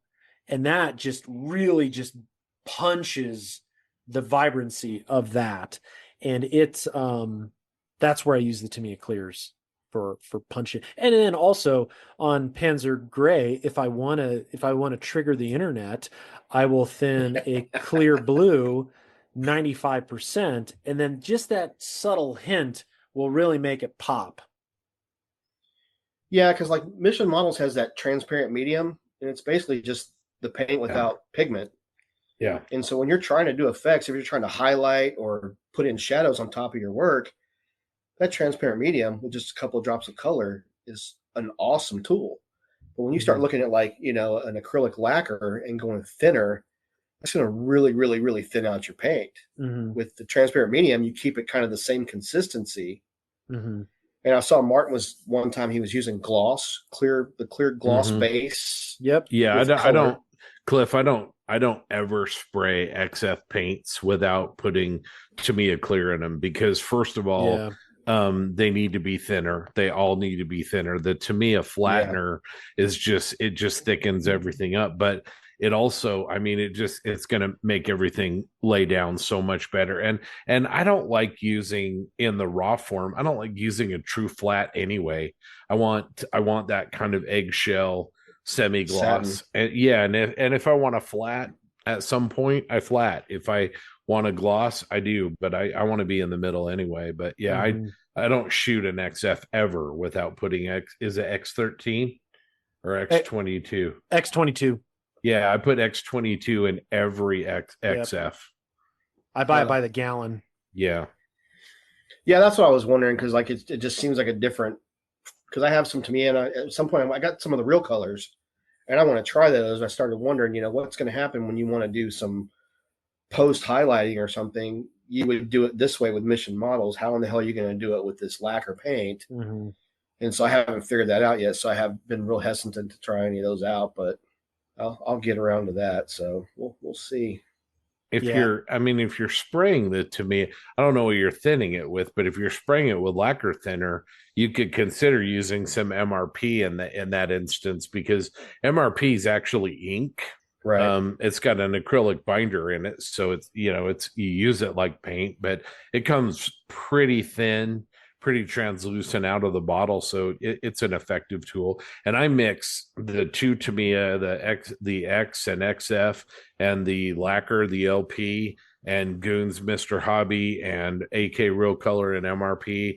I mix them all together. I drop MRP and Goons, and it's just fine. So you just do whatever you need. But I was just thinking, like, if you wanted like a highlight color of something you were using, I guess guys are just using thinner and then putting a little bit of color in it. Yep. Yeah. Okay, cool. Thinners and clears. And clears, yeah. And I don't know. I've gotten a lot different lately. I've gone more towards desaturated models. Like, look at Adam Wilder's work. It is really saturated with color. The really rich, typically warm hues, because he's working now with the greens, and I feel like his Russian greens, like his tortoise is a good example with the brown in it, is rich and warm. Now, granted, conversely, his 152 hypothetical in a winter scheme is cooler, but regardless, he's on both sides of that in terms of warm and cold, and they're really rich in tones. Where then I look at people like Roger Herkman's, Mike Rinaldi, and theirs are much more desaturated, especially Roger Herkman's. I have really enjoyed his style. Pete Usher is a good example too. That's good. Yeah, like he just posted a picture of the motorcycle driver, and it's just a really desaturated winter look. It doesn't have a cold blue hue to it. It's just his colors are all muted, and they're just really well done. And that's what I've really taken a liking to a lot recently. That's funny, because like my stuff is usually flat, and I actually want a little more color in it. But I don't want it in that, in your face Spanish style either. But I'm just gonna have to play with it. I have VMS. I like their flat and their satin, but the last time I used it, it seemed like it kind of frosted on me a little bit. And I think it's because I used I thinned it. And I thinned it with his thinner, but I think I used too much thinner, and that might have had something to do with it. Because I've sprayed it on super thick, and it seems to work just fine. But I don't like the fact that it's that thick, so I thin it out, and I want it to go on a little wetter. And I guess you're not supposed to do that. Sprayed it on. I didn't like it. No, I completely get that. Man, I could talk literally forever about this shit because I love it. You ever use Aqua Gloss, Cliff? No. Where you're using kind of water-based stuff, I'd get a bottle. Yeah, try it out. Of the Aqua Gloss. I mean, that's Will's kind of water-based go-to for, clears, and I really like it. Now, I don't use it a lot because I don't, generally I'm using lacquers, and you got to be really, really careful, obviously, putting an acrylic over a lacquer. But when I do use it, it's really good. Yeah, I know their thinner for their water-based paints is compatible with MMP, according to Terry McCormick. So I probably need to have a bottle of that anyway. And then the VMS thinners work with mission models, so there's that as well. Yeah. What about that ultimate thinner? I think it's Ultimate that makes the Yeah, kind of UMP. universal thinner that a lot of people really like. That guy came on the page a few years ago and had a compatibility list, said his thinner was compatible with Mission models. I haven't tried it, and he caught a lot of flack in the group for it. But I'm like, dude, if you tested it, I mean, John, if you're painting with unicorn tears and water-based paint, dude, and I had the same thing somebody told me with Mission models. They used Mr. Living thinner, and I mean, everybody was kind of like, yeah, dude, no, you didn't. But I can't argue with the results. I mean, if you did it and it worked, exactly, great. It's not supposed to, or it's not ideal, but if you made it work, then hey, man, more power to you. good for you. Yeah, exactly. But yeah, exactly. That sounds like try a to recipe for cottage cheese in your airbrush, man. it does. If it hadn't been for somebody having their thinner go bad, I had a similar situation. I wouldn't have known what it was. Mm-hmm. You just don't ever think your thinner's going to go bad. Yeah. But I've heard people say that the AK third gen thinner can go bad. Anything like I did a model. You've heard about it on the show. I painted a model in my favorite primer, which is MRP fine surface primer. Never had an issue with it before, lacquer, and I sent it to John. John painted it, and it cracked like a sumbitch. And then after he told me that he was having issues, I took the bottle I used, sprayed another model with it, a mule. And sure enough, so it was a bad bottle. I chucked it. I use it, and I'm using it again, just different bottle, and it's fine. But anything can go bad. I mean, I don't know why it goes bad, but I think the number of people that use, like, say, Stynylrez, because that's an acrylic, true acrylic kind of primer, go bad versus lacquers is 10-1 easily, but it can still go bad. That stuff was really, really popular for a while. Then they had a bad batch of it, and it caught, Mission Models catches a bad rap for some of their stuff, and rightly so. But the same thing can happen to a more popular brand, and you're forgiven. You're forgiven, and it's like, okay. Yeah. Now, my question is MMP coming out with new stuff? I haven't seen anything in a while from them. I don't know, man. I know John and them just moved from California to Utah. Oh, really? They're I didn't back know in that. Utah, so